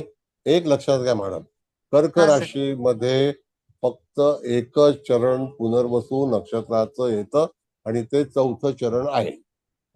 मी हो कर्क राशीबद्दल बोलतोय. हो सर हा, मग त्या ठिकाणी त्याचा कर्केचा वेध जो आहे, कर्क राशीच्या पहिल्या चरणातला, म्हणजे कर्क राशीला कर्क नवमांश हा पुनर्वसू नक्षत्राचं चतुर्थ चरण आहे. त्याचा वेध चौथं कुठे चरण हो येणार, बरोबर कळलं का. पुनर्वसूचं हा पुनर्वसूचं चौथं चरण मूळ हे मूळ नक्षत्राच्या पहिल्या चरणाला पहिल्या म्हणजे तस्करांश मध्ये येईल, म्हणजे हो तस्करांश मध्ये. हो तच हो करा. सर तसं करा. मग तिथे तिथे ग्रह आहे का. गुरु तिसऱ्या चरणात आहे बरोबर आहे सर मग नाही कसा गुरु येणार तिथे तिथे. तिसऱ्या चरणात आहे सर पहिल्या चरणात नाहीये मग नाही येणार ना मॅडम. तिसऱ्या चरणाचा नाही वेध येणार बघा हो तुम्ही, पुनर्वसू मध्येच आहे चरण वेध, पण राशी धनु आहे, राशी मिथुन आहे, राशी मिथुन आहे, वरची समोरची हो समोरची रास समोरची मिथुन आहे. हो मिथुन तुमच्याकडे मग चार्ट आहे तेच मी बघा म्हटलं ना, की मिथुनेमधून जेव्हा तो वेध घेईल मिथुनेमध्ये कसा वेध हो घेणार. आता कोणत्या आहे राशीत पण आहे, जेव्हा मिथुनेमध्ये जेव्हा मग असेल ना ऑलरेडी वेध घेऊन झालेला आहे.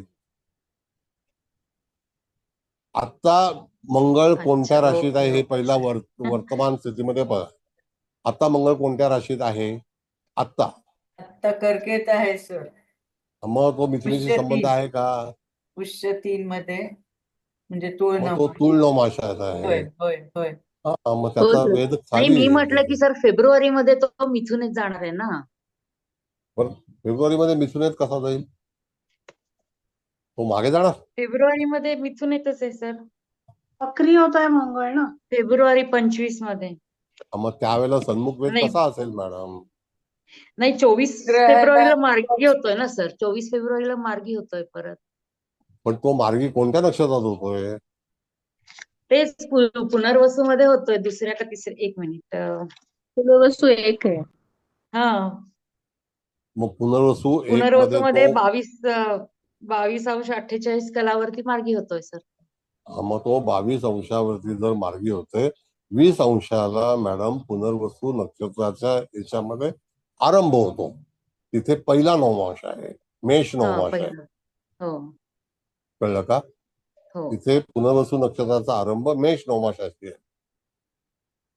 मग हो जर सर 22 ला होत असेल तर 23-20 पर्यंत मेष नवमाश आहे. हो आणि त्याचा सन्मुख वेध जो आहे तो चतुर्थाला धनु राशीमध्ये मूळ नक्षत्राच्या चतुर्थ चरणाला वेध लागेल. हो सन्मुख बघा, रेष तिथे आली असेल. हो बरोबर आहे. हो सर नाही मी म्हटलं नंतर जेव्हा तो तिसऱ्या चरणात जाईल की नाही पुनर्वसूच्या त्याला दुसऱ्या परत तो चरणात तिसऱ्या म्हणजे 23 दुसऱ्या 20 ते 26 मग 23-20 तेव्हा ते तिथे 26 ह्या पत्रिकेमध्ये गुरु तो तिसऱ्या मिथुन चरणात नवमाशाला तो मिथुन नवमाशाला वेध लागेल. हा दुसऱ्या चरणात गेल्यानंतर तो तिसऱ्या चरणात वेध लागेल. हा मग तेच ना आणि तिसऱ्या चरणात इथे मूळ नक्षत्रामध्ये गुरु आहे गुरु आहे. मग तो हा जर ते तिथे विचारलं गुरु मी आहे तर त्याच्या हो समोर मंगळ वेध लावताना फक्त 4 दिवस असेल. 4 दिवसाचा वेळ. पण हा, म्हणजे मग 4 मंगळाने लावला दिवसा तर तो चांगलं काहीतरी करून जाईल. नाही, तो गुरुला 4 दिवसासाठी वेध लावेल. मीन लग्नाला जर आपण बघितलं तर तो भाग्येश आहे, हो नाही का? हो सर.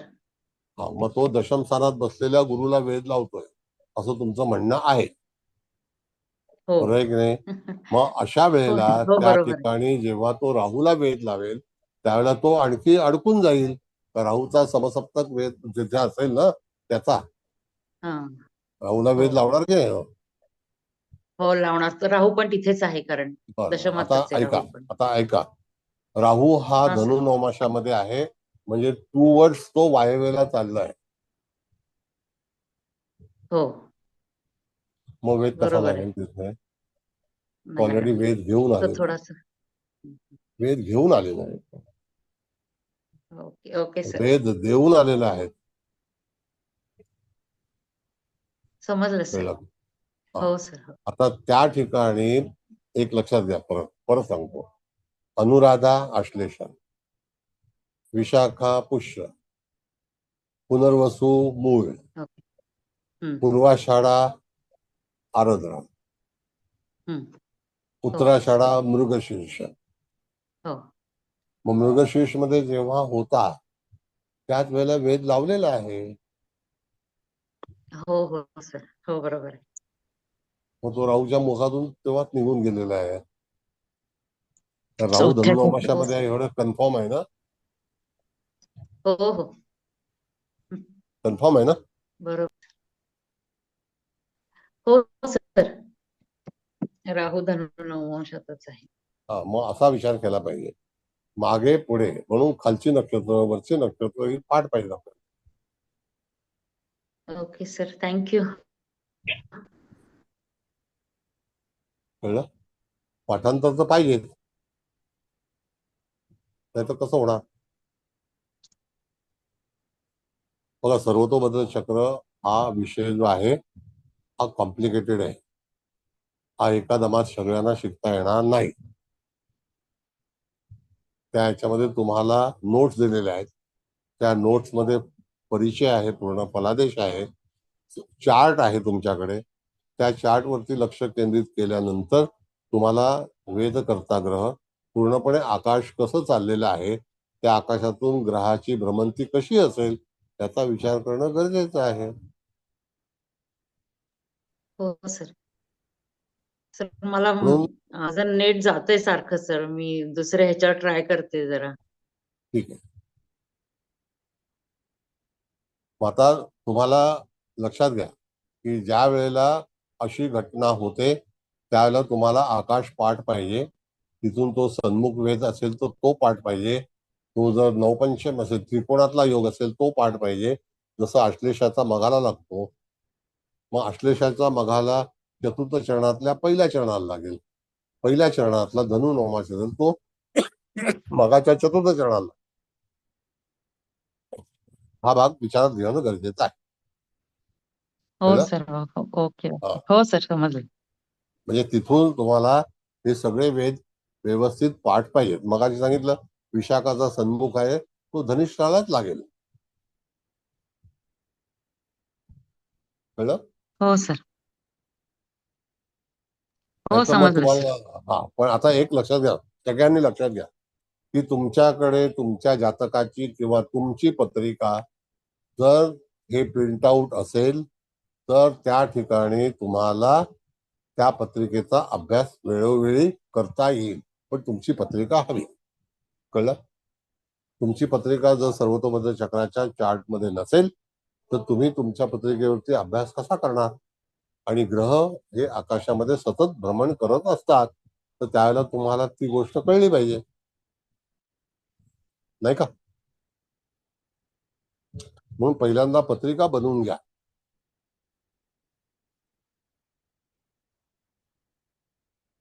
नाहीतर शिकून हो काही सर हो उपयोग होणार नाही. शिकून काही उपयोग होणार नाही.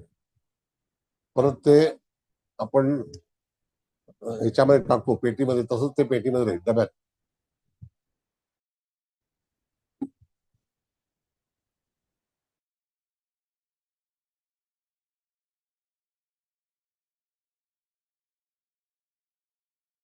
बनवल्यानंतर मग शिकून उपयोग काय आहे?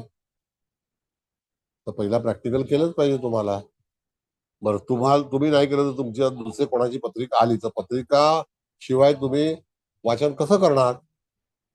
एक तर पत्रिकेचा ब्लँक चार्ट पाठवलेला आहे, ती पत्रिका तुम्ही बनवा. कदाचित आलेल्या जातकाच्या ह्याच्यामध्ये पत्रिका नुसते वेध तरी लिहा, ते वेदाची मार्किंग करा. पण पत्रिका 100 रुपयात काढून मिळते, कशाला तुम्ही जास्त हे करताय? निदान तुमची पत्रिका तरी बनवून घ्या.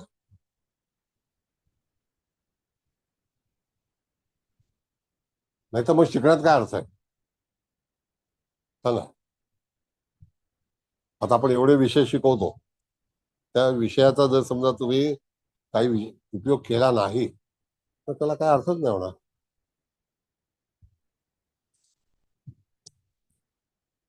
बाकी तुमची मर्जी.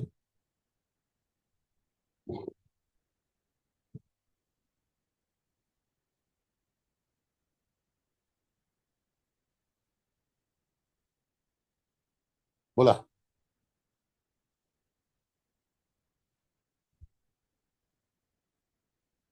काय विचार आहे? हो सर, घेऊ आम्ही पत्रिका मागून. दुसरं कोणाला काही प्रश्न आहे? नाही सर, वेदाची प्रॅक्टिस मात्र खूप करावी लागते, तेव्हा ते लक्षात येत आहेत. हो, ते बघा आता कसं हा आहे मॅडम, की प्लॅनेटची मुवमेंट जी असते ना, हा प्लॅनेटची मुवमेंट लक्षात घेऊन वेदाचं हे करावं लागतं, म्हणजे मग ते लक्षात येत जातं. म्हणजे तुमच्या कुंडलीतला परमनंट वेद आणि आता गोचरीने लागणारा वेद ते टॅली करता येतं, मग ते लक्षात येत जातं. प्रॅक्टिस तर आता खूप करावी लागते सर, प्रश्नच दुसरा भाग नाही. कसा आहे मॅडम सांगतो तुम्हाला, की आपण जर अनुराधापासून सुरू केलं तर हो असा उजवा बघितला तो विशाखा, हो मग नंतर आपण ज्येष्ठाला आलो तर लगेच तो स्वाती, त्याच्यानंतर आपण हो मूळला आलो तर चित्रा, असं जायचं असतं. हो तसं ते मग लक्षातच ठेवावं पूर्वाषाढाला लागतं आलो ते. तर त्या ठिकाणी आपण हस्तला हा जाणार. मग आणखी पुढे आलो की त्या ठिकाणी नंतर उत्तरेला जाणार, असा भाग आहे. हो मग ती रेषा जी आहे ती तुम्हाला त्याच्यामध्ये तो चार्ट पाठवलेला आहे, हो तो सर. चार्टचा प्रिंट करून घेणे. म्हणजे तुम्हाला वेद जो लागलेला ग्रह आहे, आता मूळ याच्यामध्ये शिकण्याचा जो भाग आहे की जेणेकरून जातक आपल्याकडे आला तर त्यावेळेला बरोबर त्या जातकाला तुम्हाला प्रसंग कशामुळे आलेला आहे आणि तो कधी संपणार आहे हो ते सांगितलं पाहिजे. तेच बरं, वेदाची आता प्रॅक्टिस तशीच करावी लागते. जर याच्यामध्ये गोचरीचा ग्रह आणि हे महादशा जर समजा तुम्ही विचार केला तरी चालेल, पण महादशेचा विचार जर समजा आपण केला तर वेद लावते वेळी एखाद्या ग्रहाची महादशा आहे का, ती कोणती आहे? आता मी हो उदाहरण सांगतो तुम्हाला. आता मॅडमने सांगितलं मंगळाचा वेध लागणार आहे, बरोबर आहे. हो हो मग जर समजा त्या ठिकाणी एखादी कुठलीही दशा असो, तुमची दशा असली तरी सुद्धा त्याच्यामध्ये मंगळाची अंतर्दशा असणारच. हो बरोबर आहे सर. त्याच्यानंतर त्या ठिकाणी प्राणदशा असणारच. मग त्या दशेवरती तुम्ही कॉन्सन्ट्रेट करून मंगळाची प्राणदशा ही साधारणतः 3.5 तास 4 तास असेल, 2 तास असेल, तर त्या 2 तासामध्ये तुम्हाला महादशेचा वापर करून घटना ठरवावी लागेल. ते एवढा सगळं तुम्हाला सायमल्टेनियसली करावं लागतं सर. करावंच लागेल ते. हो तरच ते लक्षात येतं आणि लक्षात राहतही. येस, म्हणजे वन साइडेड नाही करता येत ते. असं आहे. प्रॅक्टिस तर खूप पाहिजे. आता म्हणजे हळूहळू लक्षात यायला लागलं, हे जे सर्वतोभद्र चक्र आहे हे आता आता डोक्यामध्ये ठसायला लागलं, की हे नाही या दिशेला हे आहे, त्या दिशेला ते आहे. आणि त्याच्यानुसार मग आता हळूहळू जमता येते. वेळ लागतोय पण जमताय सर. आता कसं आहे मॅडम, की पहिल्यांदा आपल्याला कुंडली बनवल्यानंतर किंवा कुंडली आपली साधी बनवली त्याच्यानंतर तुम्हाला त्याचे सूक्ष्मांश तरी पाहता आले पाहिजे. सूक्ष्मांशाचा जो भाग आहे तो फक्त सर्वतोभद्र चक्रासला उपलब्ध आहे. मग सूक्ष्मांश पाहून त्या ग्रहाची क्वालिटी त्याची ऍक्टिव्हिटी हे तुम्ही ठरवू शकता. कळलं हो का? सर. हो जर सर एखादा बरोबर आहे. ग्रह नृपांशामध्ये आहे तर निश्चितच त्याचं वागणं कशा राजेशाही थाटामध्येच असेल. हो सर, मग तो कुठलाही ग्रह असला तरी. बरोबर आहे सर. कळलं? मग असा तऱ्हेचा तुम्हाला फलादेश करता येणं आवश्यक आहे. म्हणजे पहिला तुम्हाला सूक्ष्मांश पहा, त्याच्यानंतर तिथे नंतर तुम्ही ग्रह मांडा. ग्रह मांडल्यानंतर पंचांग पाहिजे तुमच्या पाशी. तो पंचांगामध्ये गोचरीचा ग्रह, मी सिंपल तुम्हाला सांगतो, शनी गुरु सारखे ग्रह 12 वर्षाने गुरु येणार आहे, शनी 30 वर्षानंतर येणार आहे. तर त्या दरम्यान तुम्हाला 30 वर्षानंतर होणाऱ्या घटना, आता उदाहरण तुम्हाला मी सांगतो की जर समजा श्रवण नक्षत्रामध्ये गेल्या वेळेला शनी महाराज होते, त्याने तिथे धनिष्ठा नक्षत्राला वेध लावला होता. तर तो वेध लावते वेळी तुम्हाला आठवण असेल तर त्या दरम्यान तुम्हाला करोनाचा जो आजार सुरू झाला होता तो उत्तराषाढा नक्षत्राच्या चतुर्थ चरणातून भ्रमण मकर राशीमध्ये आल्यानंतर जानेवारी 15 ऑनवर्ड्स त्या ठिकाणी करोना आला होता का? हो बरोबर आहे? हो सर, हो. आता ते आपल्याला सर्वतोभद्र चक्रामध्ये षष्ठ स्थान आहे.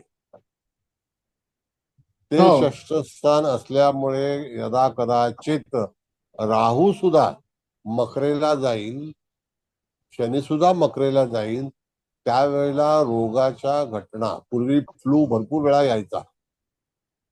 मग असा हा सर्वतोभद्र चक्राच्या याच्यामध्ये श्रवण नक्षत्र आणि उत्तराषाढा नक्षत्र त्याच्यातून जेव्हा शनीचं भ्रमण होतं तर त्यावेळेला मकर राशीमध्ये त्याचे 3 चरण आहेत आणि श्रवणचे 4 चरण आहेत आणि धनिष्ठाचे 2 चरण आहेत. असं मिळून मकर राशी निर्माण झालेली आहे. त्यावेळेला त्या राशीमधून शनी महाराज जात असताना तुम्ही गेली 4.5 वर्षापूर्वीचा विचार करा. म्हणजे तिथे 2019 किंवा 20 या दरम्यान जातकाच्या जीवनामध्ये, म्हणजे आपल्या देशावरती किंवा जगामध्ये आजारपण तयार झाली होती की नाही? हो सर. मग त्याच्यानंतर शनी महाराज कुंभेला गेले, त्याच्यानंतर हळूहळू गेली 2.5 वर्षामध्ये आजार नष्ट झाले आणि नवीन सुरुवात झाली. बरोबर आहे? हो. मग नवीन सुरुवात होताना त्या ठिकाणी तिथे रवी आल्यानंतर, म्हणजे कधी तर फेब्रुवारी महिन्याच्या मध्ये रवी कधी येतो? फेब्रुवारीमध्ये. जानेवारीला मकर राशीमध्ये, फेब्रुवारीला कुंभ राशीमध्ये. मग फेब्रुवारी मध्ये आल्यानंतर थोडस वातावरण निवळलं. बरोबर आहे? त्याच्यानंतर पुढे जाऊन मार्च मध्ये जाताना हळूहळू सुधारलं. मग तुम्हाला जर जागतिक ज्योतिष करायचं असेल तेव्हा सुद्धा हा सर्वतोभद्र चक्राचा वापर करता आला पाहिजे. बरोबर आहे सर. हे आवश्यकता आहे. आता याच्यात कसं आहे मॅडम, देशमुख मॅडम, की तुम्ही किती वेळा ज्योतिष शिकाल, हळूहळू तुम्ही व्हिडिओ पाहत राहाल, वारंवार त्याचा अभ्यास कराल, एकाच विषयाचा अभ्यास वारंवार करत राहिलात तर तुम्ही त्याच्यामध्ये मास्टरी निश्चित तुमच्याकडे येईल. उदाहरणार्थ आपण सूर्याचं नक्षत्र बिंदू, सूर्याचं हे शिकलो, रवी सूर्यात नक्षत्र ते शिकलो होतो. मग त्यावेळेला सूर्य सिद्धांतामध्ये आपण अनेक गोष्टी शिकवल्या होत्या की नाही? हो सर. त्याच्यानंतर आपण जेमिनी शिकलो. मग तुम्हाला कोणता वापर करायचा आहे त्याच्या अगोदर आपण नाडी शिकलो. बरोबर आहे सर.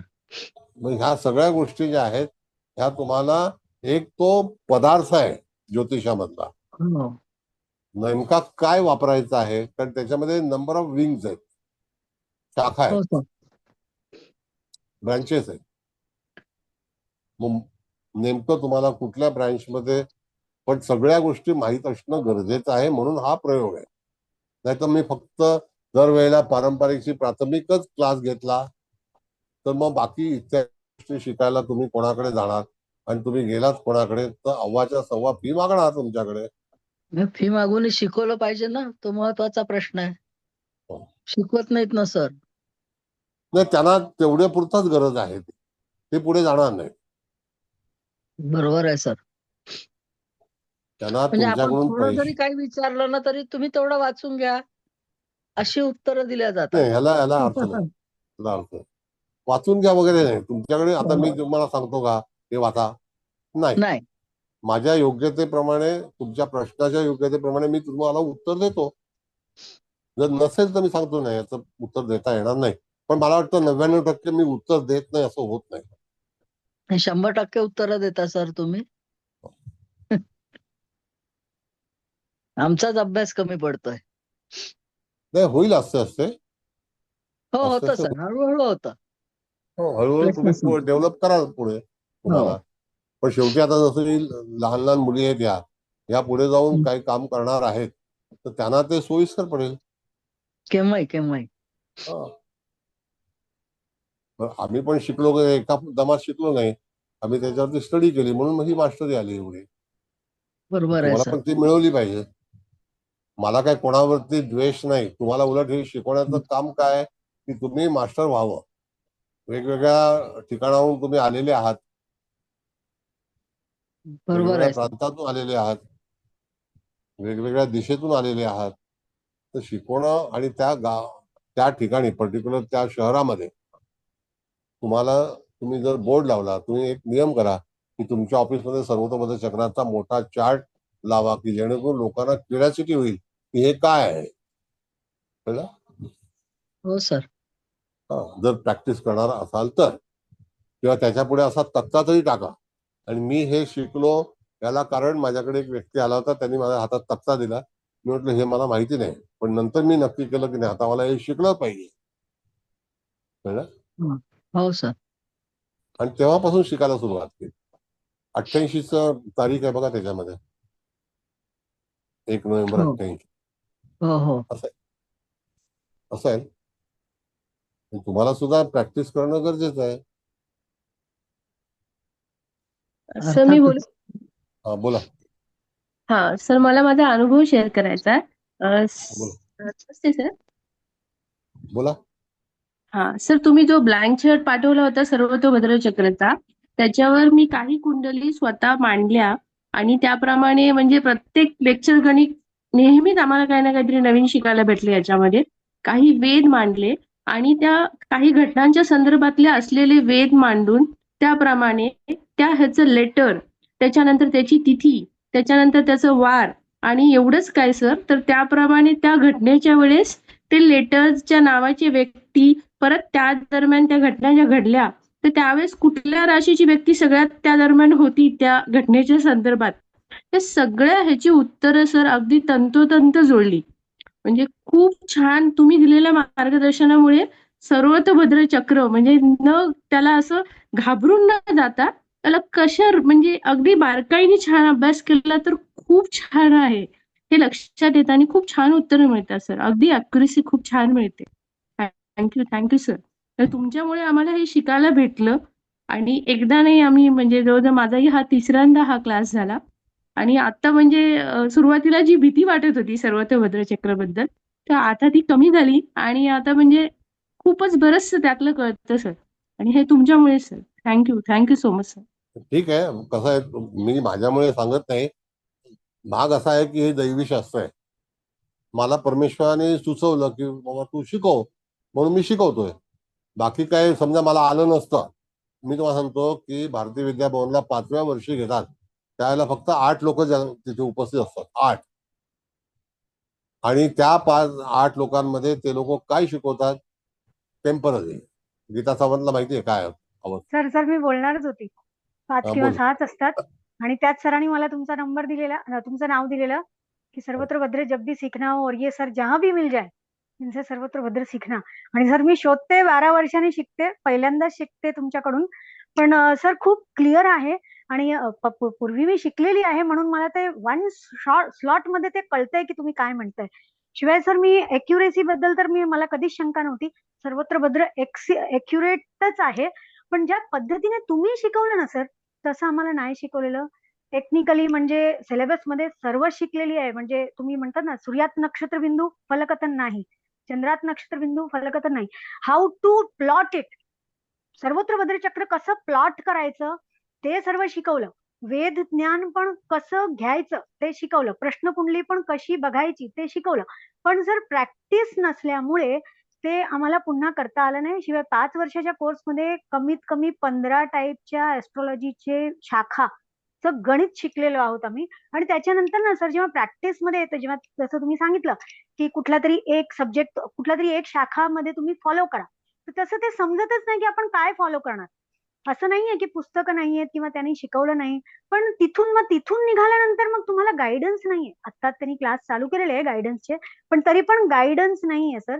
तुम्हाला कळतं, तुम्ही ज्योतिषाची कुठलीही पुस्तक घेऊन वाचू शकता, तुम्हाला समजतं की त्या पुस्तकात काय लिहिलेलं आहे, पण त्याला प्रिडिक्शन करण्यासाठी मी तुम्हाला खरं सांगते सर, वर्षभर आज मी तुमच्याबरोबर कनेक्टेड आहे, पण ज्या पद्धतीने तुम्ही त्याला अगदी सोपं केलंय, म्हणजे गेल्या वर्षी मी ज्योतिष सोडणार होती हा सर, की आता काय मला हे करायचंच नाहीये, मी आता हे काय करणार नाही, कारण मी जे शिकलेली आहे ना त्याच्यामध्ये जे सर्वत्र बदलची एक्युरसी आहे, तशी ती एक्युरसी आहे की हेच घटना होणार. आपण आपण काहीच बोलू नाही शकत.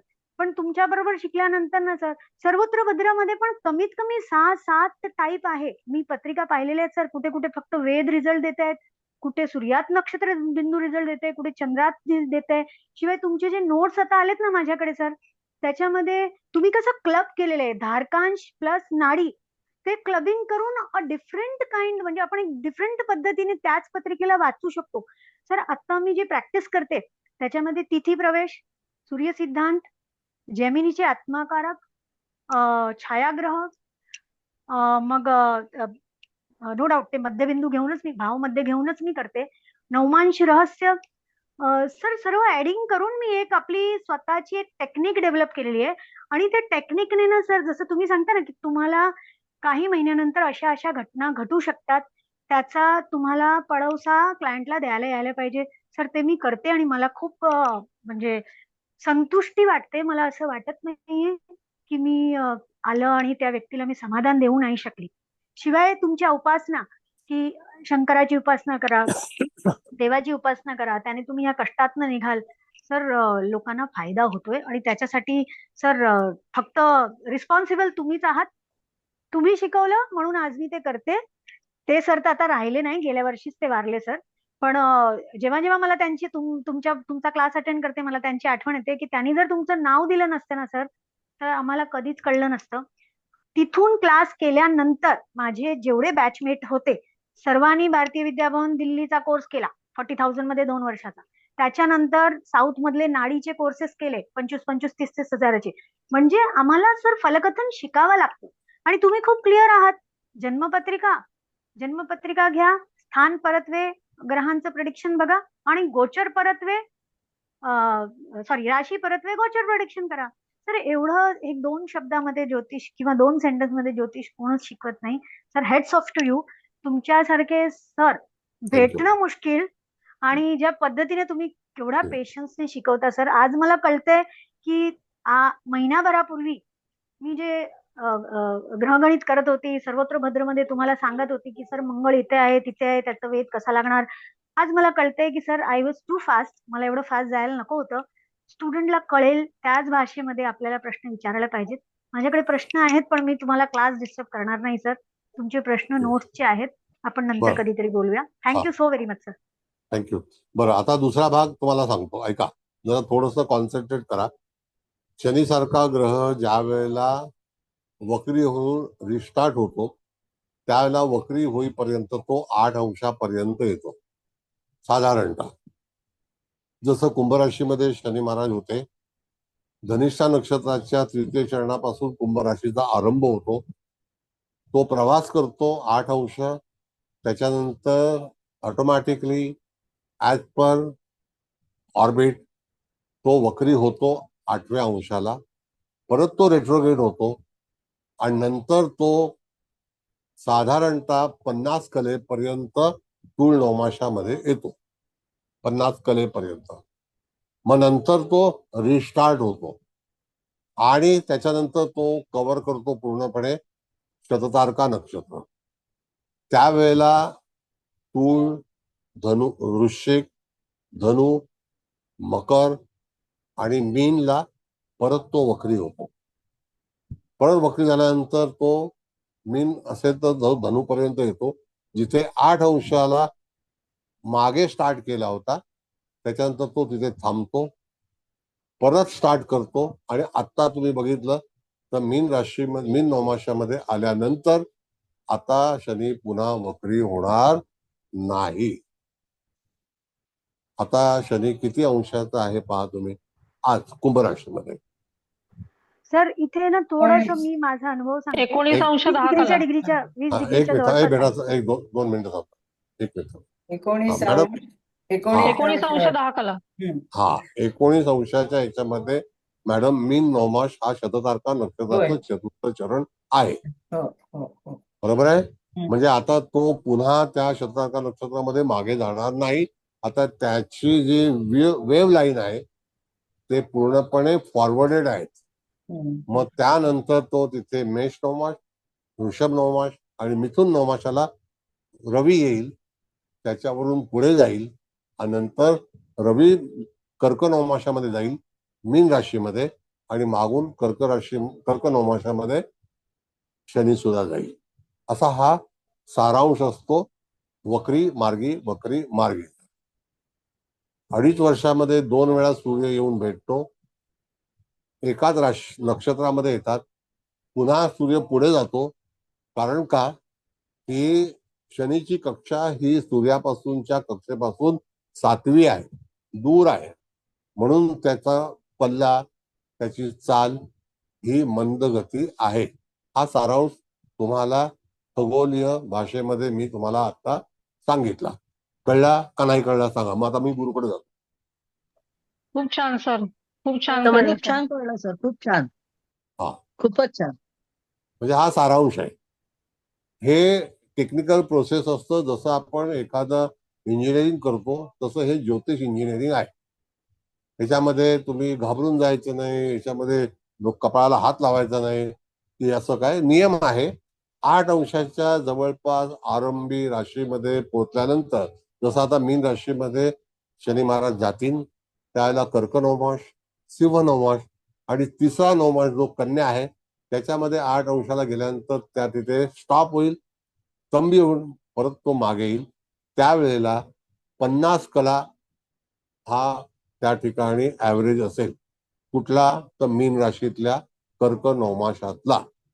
तिथून परत थोड्या वेळाने रिस्टार्ट होईल. तो पुन्हा पुढच्या नक्षत्रामध्ये 3 चरणच ड्राईव्ह होईल, ड्राईव्ह करेल आणि त्याच्यानंतर पुन्हा तो वक्री होईल.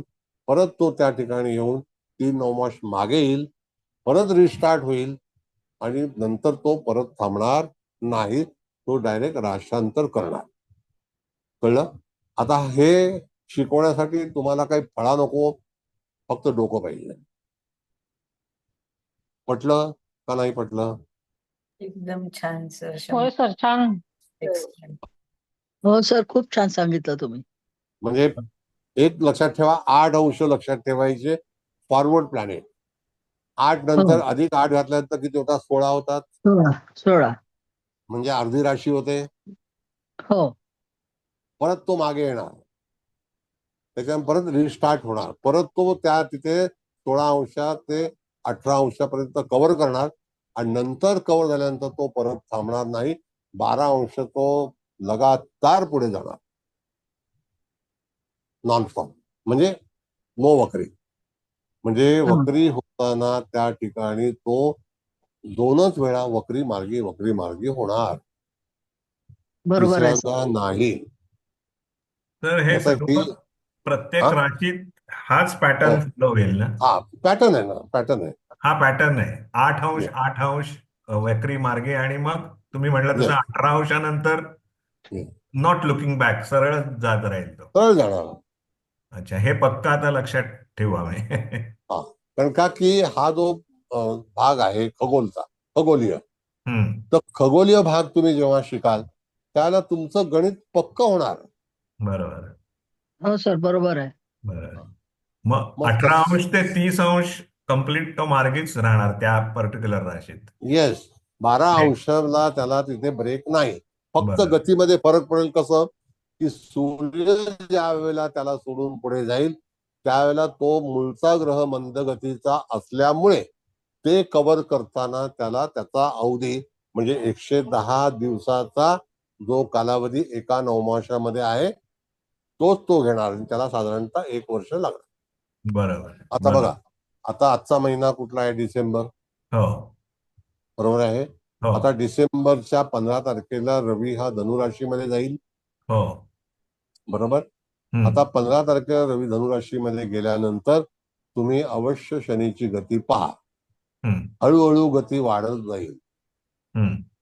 म्हणजे त्या ठिकाणी डिसेंबर महिना, जानेवारी महिना, फेब्रुवारी महिना आणि मार्च महिन्यामध्ये आल्यानंतर ते दोघं एकत्र येतील.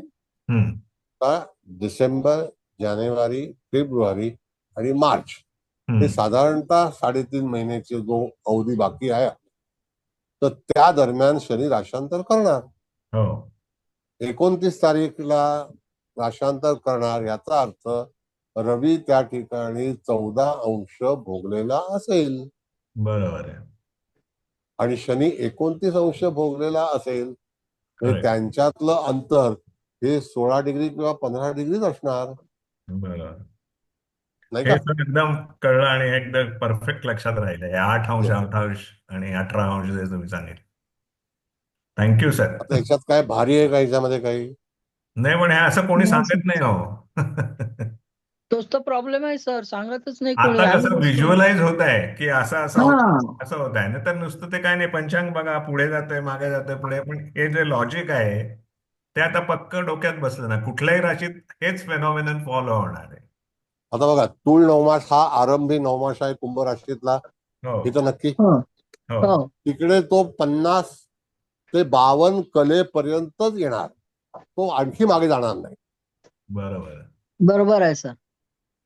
त्याच्यानंतर तो रिस्टार्ट होणार हम्म आणि तो रिकवर करणार शततारका नक्षत्र पूर्ण, हम्म परत शततारकामध्ये थांबणार आणि परत मागे येणार, तो धनु नवमाशापर्यंत येणार. बरोबर आहे. हो सर. शततारकाचे रिस्टार्ट चारी होणार, चरण तो परत मागे येणार. बरोबर आहे. मागे येणार. आता 4 चरण मागे येताना, आता आपण जर बघितलं 110 दिवसाला 1 चरण आहे, म्हणजे एका नक्षत्राला जाताना 440 दिवस लागणार की नाही? हो हो म्हणजे एक नक्षत्राचा प्रवास करते वेळी एका वर्षापेक्षा जास्ती दिवस तिथे तो प्ले करणार. हो मग बरोबर आहे. त्याची गती त्यावेळेला रवी कुठल्या पोझिशनला आहे त्याच्यावरती अवलंबून असेल. बरोबर आहे. रवी करेक्ट. कोणत्या राशीत कोणत्या नक्षत्रात असेल त्याप्रमाणे. बरोबर आहे.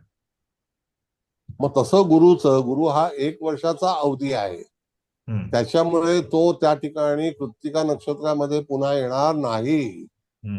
तो रोहिणी आणि मृगशीर्ष मध्येच प्ले करेल हो आणि त्याला फक्त 5च चरणाचा अधिकार आहे. वाक्य लक्षात ठेवा, 5च चरणाचा अधिकार आहे गुरुला. गुरुला. हम्म. कळलं? आता कळलं. 4 पंचा 20 म्हणजे 200 दिवस, हो नाही का? हम्म म्हणजे 100 दिवस मागे आला, परत 100 दिवस पुढे गेला, म्हणजे 200 दिवस झाले. बरोबर. बघा, आता एक नियम असा आहे सर, की वृषभ राशीमध्ये आता 5 मेला रवी गुरुने प्रवेश केला, बरोबर आहे? हो 5 मे. आता मे महिन्यामध्ये आपण जर बघितलं तर त्या ठिकाणी मेष राशीमध्ये कृत्तिका नक्षत्राच्या 3ऱ्या चरणामध्ये, पहिल्या चरणामध्ये सूर्य होता. पहिला आगमन गुरुचं, मग राजाचं, बरोबर आहे? बरोबर. तिथून ते पुढे आले, दोघं एकत्रित झाले, तेव्हा गुरुची गती वाढली. रवी पुढे निघून गेला, गुरु अतिचारी झाला. गुरु येऊन येऊन येऊन 26-40च्या नंतर 27 पर्यंत थांबला, पण राशांतर नाही केलं. बरोबर आहे. आणि परत तो रेट्रोग्रेड गेला. तो रेट्रोग्रेड गेल्यानंतर तो जास्तीत जास्त मेष नवमासाचा रोहिणी नक्षत्राचं पहिल्या चरणापर्यंतच जाईल. बरोबर. ते 5 नवमासाच्या नियमाप्रमाणे. हा, त्यावेळेला मगाशी मी हस्त नक्षत्राचा उल्लेख केला, त्यावेळेला ऑलरेडी गुरु वक्री झाला होता आणि गुरु हा त्यावेळेला सप्टेंबर 15 ऑनवर्ड्स, म्हणजे 15 सप्टेंबरच्या याच्यामध्ये 10 दिवस ते म्हणजे 15 25 सप्टेंबरच्या दरम्यान गुरु वक्री झाला का? पंचांगामध्ये बघा. हा. कुलकर्णी मॅडम बघा जरा. बघतो. 25 सप्टेंबर 2024.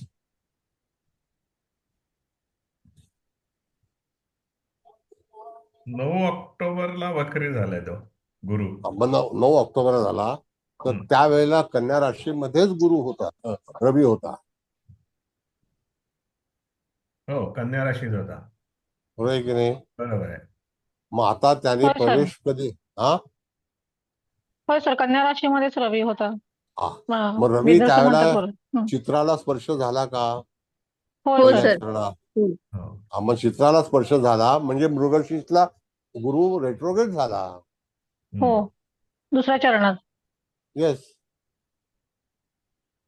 म्हणजे शेवटी रवीला सुद्धा 26 अंश चालायला लागलं, त्याशिवाय तो गुरुला वक्री करू शकला नाही की नाही? हो. होय सर. एक लॉजिक. मग त्यावेळेला गुरुची स्थिती ही 27 अंशावरती होती का? हो सर. बरोबर आहे. बरोबर म्हणजे आहे. त्याला 3 अंश पुढे जायला दिलं नाही. होय. 3 अंश पुढे गेला असता तर गुरुने राशांतर केलं असतं की नाही? हो, केलं असतं. म्हणजे नाही, त्याला परमिशन नाही. 27 पासूनच तो उलटा जायला लागला परत. जायला लागला. आता तेव्हा तो सरळ कधी होईल? बरं की नाही? होय. आता सरळ कधी होईल?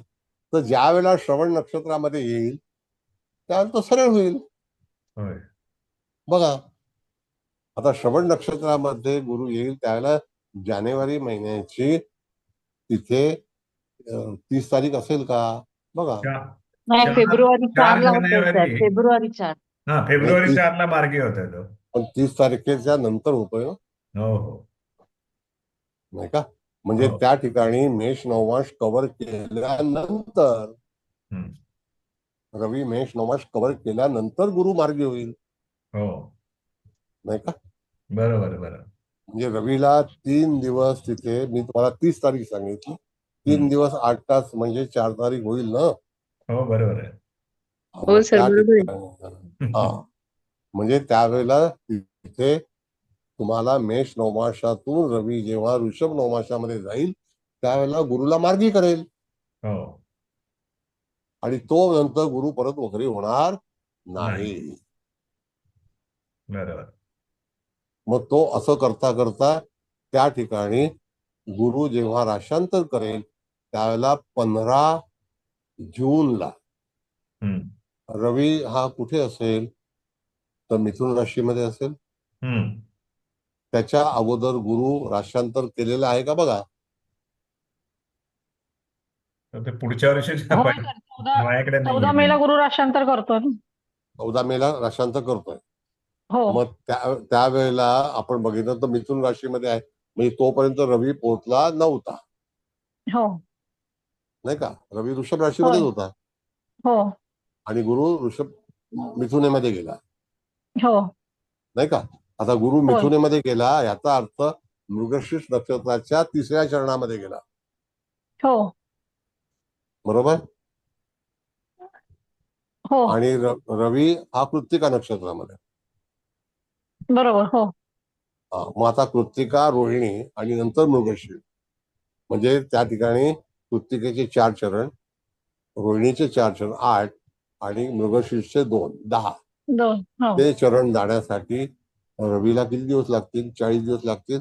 पण गुरुचं आगमन अगोदर झालंय की नाही? होय. आता मी एक राशांतर योग सांगितला होता, अतिचारी. रवीच्या पुढे, रवीच्या मागे. नाही का? हो हो. मग रवीच्या पुढे असणारा ग्रह हा अतिचारी होतो. गुरुने प्रवेश घेतला, रवीशिवाय प्रवेश घेऊ शकणार नाही. बरोबर. कळलं? कळलं. आता हा मिथुन राशी मधला प्रवास गुरुचा लवकर का झाला? कारण का की मीन रास आणि मेष रास या छोट्या राशी आहेत, त्याचं अंतर कमी आहे. तर ज्या राशींचं अंतर कमी असतं तिथे रवी त्या ठिकाणी लवकर पुढे जातो.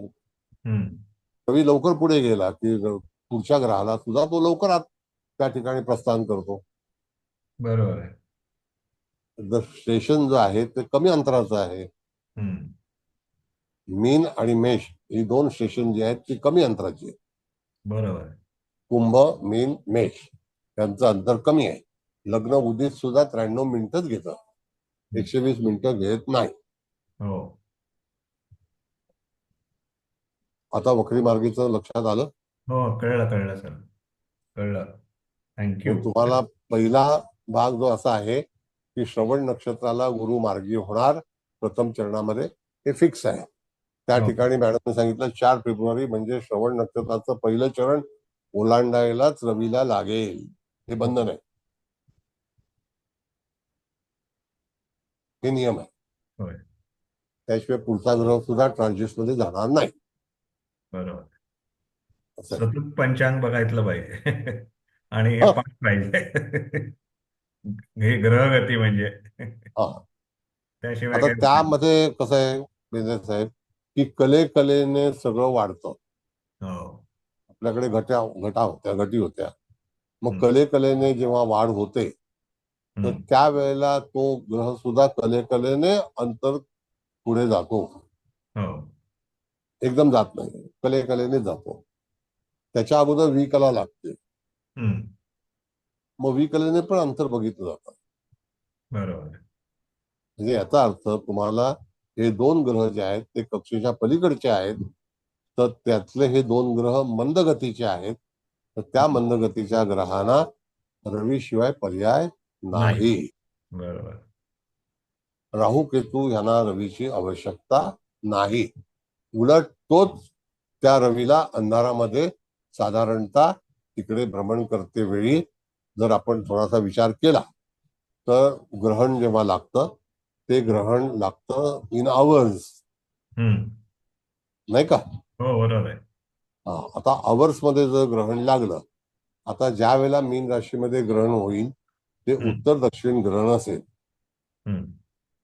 आता उत्तर प्रांत हा आपल्या जगातला आणि दक्षिण प्रांत म्हणजे ऑस्ट्रेलिया हम्म. आणि आफ्रिका हम्म. आणि उत्तर प्रांत म्हणजे रशिया, हम्म. अशा ठिकाणी ग्रहण होतील. बरोबर म्हणजे आहे. हे ठिकाण आपण नक्की केलं. हम्म. कळलं? मग आता कधी कधी पंचांगकर्ते लिहितात की ग्रहण आपल्या भारतात दिसणार नाही. हम्म. त्याला कारण काय आहे? त्याला कारण हेच आहे की ती नक्षत्र भारतामध्ये येत नाहीत. तर बरोबर. राहू केतू जेव्हा तिथून भ्रमण करणार असतील हम्म. त्यावेळेला ते भारताशी संबंधित नसतील. बरोबर आहे. असं आहे. बरोबर, कळलं सर. थँक्यू. म्हणजे इट्स नॉट सो डिफिकल्ट. तुम्हाला फक्त समजणं गरजेचं आहे. हो, लॉजिक समजलं पाहिजे आणि म्हणजे लॉजिक समजलं की ही कंटिन्युअस प्रॅक्टिस पाहिजे बघायची, हा. म्हणजे पडताळासारखा येत राहील त्याचा. बरोबर. आता एकदा तुम्हाला कळलं की हम्म. रोहिणीला जोपर्यंत ओलांडत नाही रवी तोपर्यंत गुरु मार्गी होणार नाही. बरोबर आहे. चित्राला जेव्हा त्यांनी ओलांडलं त्यावेळेला तो वक्री झाला. हो. चित्राच्या प्रथम चरणामध्ये हम्म. म्हणजे शिवनवमाशामध्ये गेल्यानंतर तिथे तो वक्री झाला. हो. कारण तिथे वरती मृगशीर्ष आहे, हम्म. नाही का? हो हो आणि खाली धनिष्ठ आहे. हो. असं आहे. असे बरोबर. हे नियम आहेत. Okay sir, thank you. चला आता कृष्ण कुलकर्णी मॅडम बोला.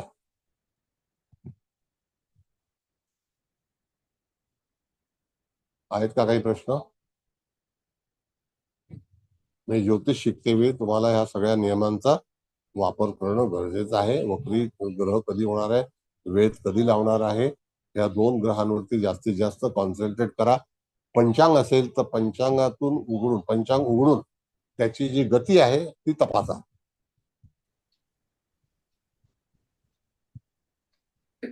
आणि कला विकलेमध्ये गती तुम्हाला रोजचा चेंज मिळेल आणि त्या उपलब्ध असतात, फक्त आपल्याला शोधता आल्या पाहिजे. आणि ऍक्च्युली बेंद्रे साहेब कसं माहितीये का, आपल्याकडे जे काही मराठी पंचांग आहेत ना त्यांचं जे रचना आहे ना ती बिघडलेली आहे. हम्म. त्याच्यामध्ये त्यांनी लग्न सारणी पण दिलेली आहे आणि ग्रह सारणी पण दिलेली आहे. हम्म. त्याच्यामध्ये वेगळं हे होतं. त्यामध्ये महादशा पण गुजरणे. ते गुजराती पंचांगात व्यवस्थित असतं का ते? तर आता गुजराती घेऊच नका. आता गुजरातीचं एक मस्त पॅटर्न काढलेला आहे नागपूरकरांनी. हम्म. ते पंचांग घ्या. ते गुजरातीचा बाप आहे. कुठलं पंचांग? महाराष्ट्रीयन. राजंदेकर ना, राजंदेकर. हा. फार सुंदर पंचांग आहे. छपाई वगैरे एकदम ठसठशीत आहे. हा, नाव परत सांगा सर एकदा. महाराष्ट्रीयन.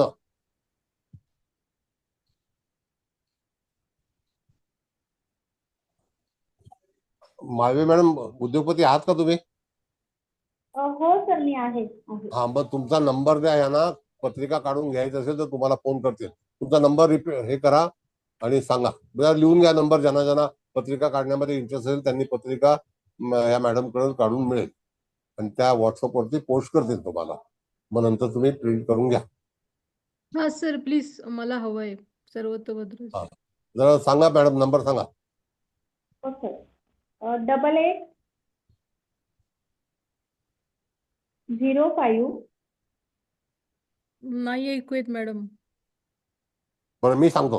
8805 हा 35 35 8305. 8305. बघा, हो. 88358305. बरोबर आहे का मॅडम? 8805 हा 358305. 358305.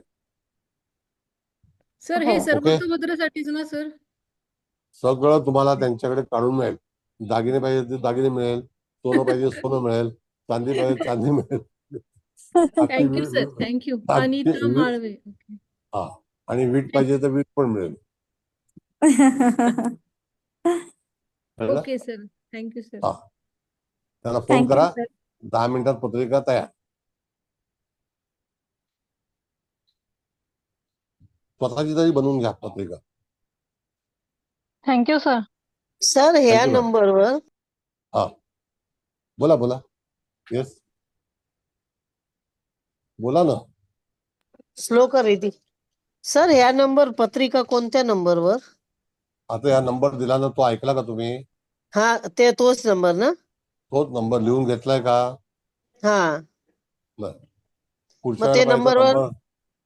नंबरवर त्यांना बोला, त्यांच्याशी बोला ओके ओके आणि सर. त्या तुम्हाला सहकार्य करतील. ओके, व्हॉट्सअपवर ना सर? व्हॉट्सअपवर करा, हो हो मोबाईलवरती करा, व्हॉट्सअप. कशावरती करा, ओके सर. फोन मेसेज पाठवा. काय ओके सर. करायचं? अनिता नाव आहे ना? Okay sir. हा, अनिता माळवे नाव आहे बोला. ना? हो हो हा. अनिता माळवे. अच्छा, थँक्यू थँक्यू. सर मी रेकॉर्डिंग बंद करते. मागच्या वेळेस आपलं होता वाचलं नाही तर ठीक आहे. बंद करा.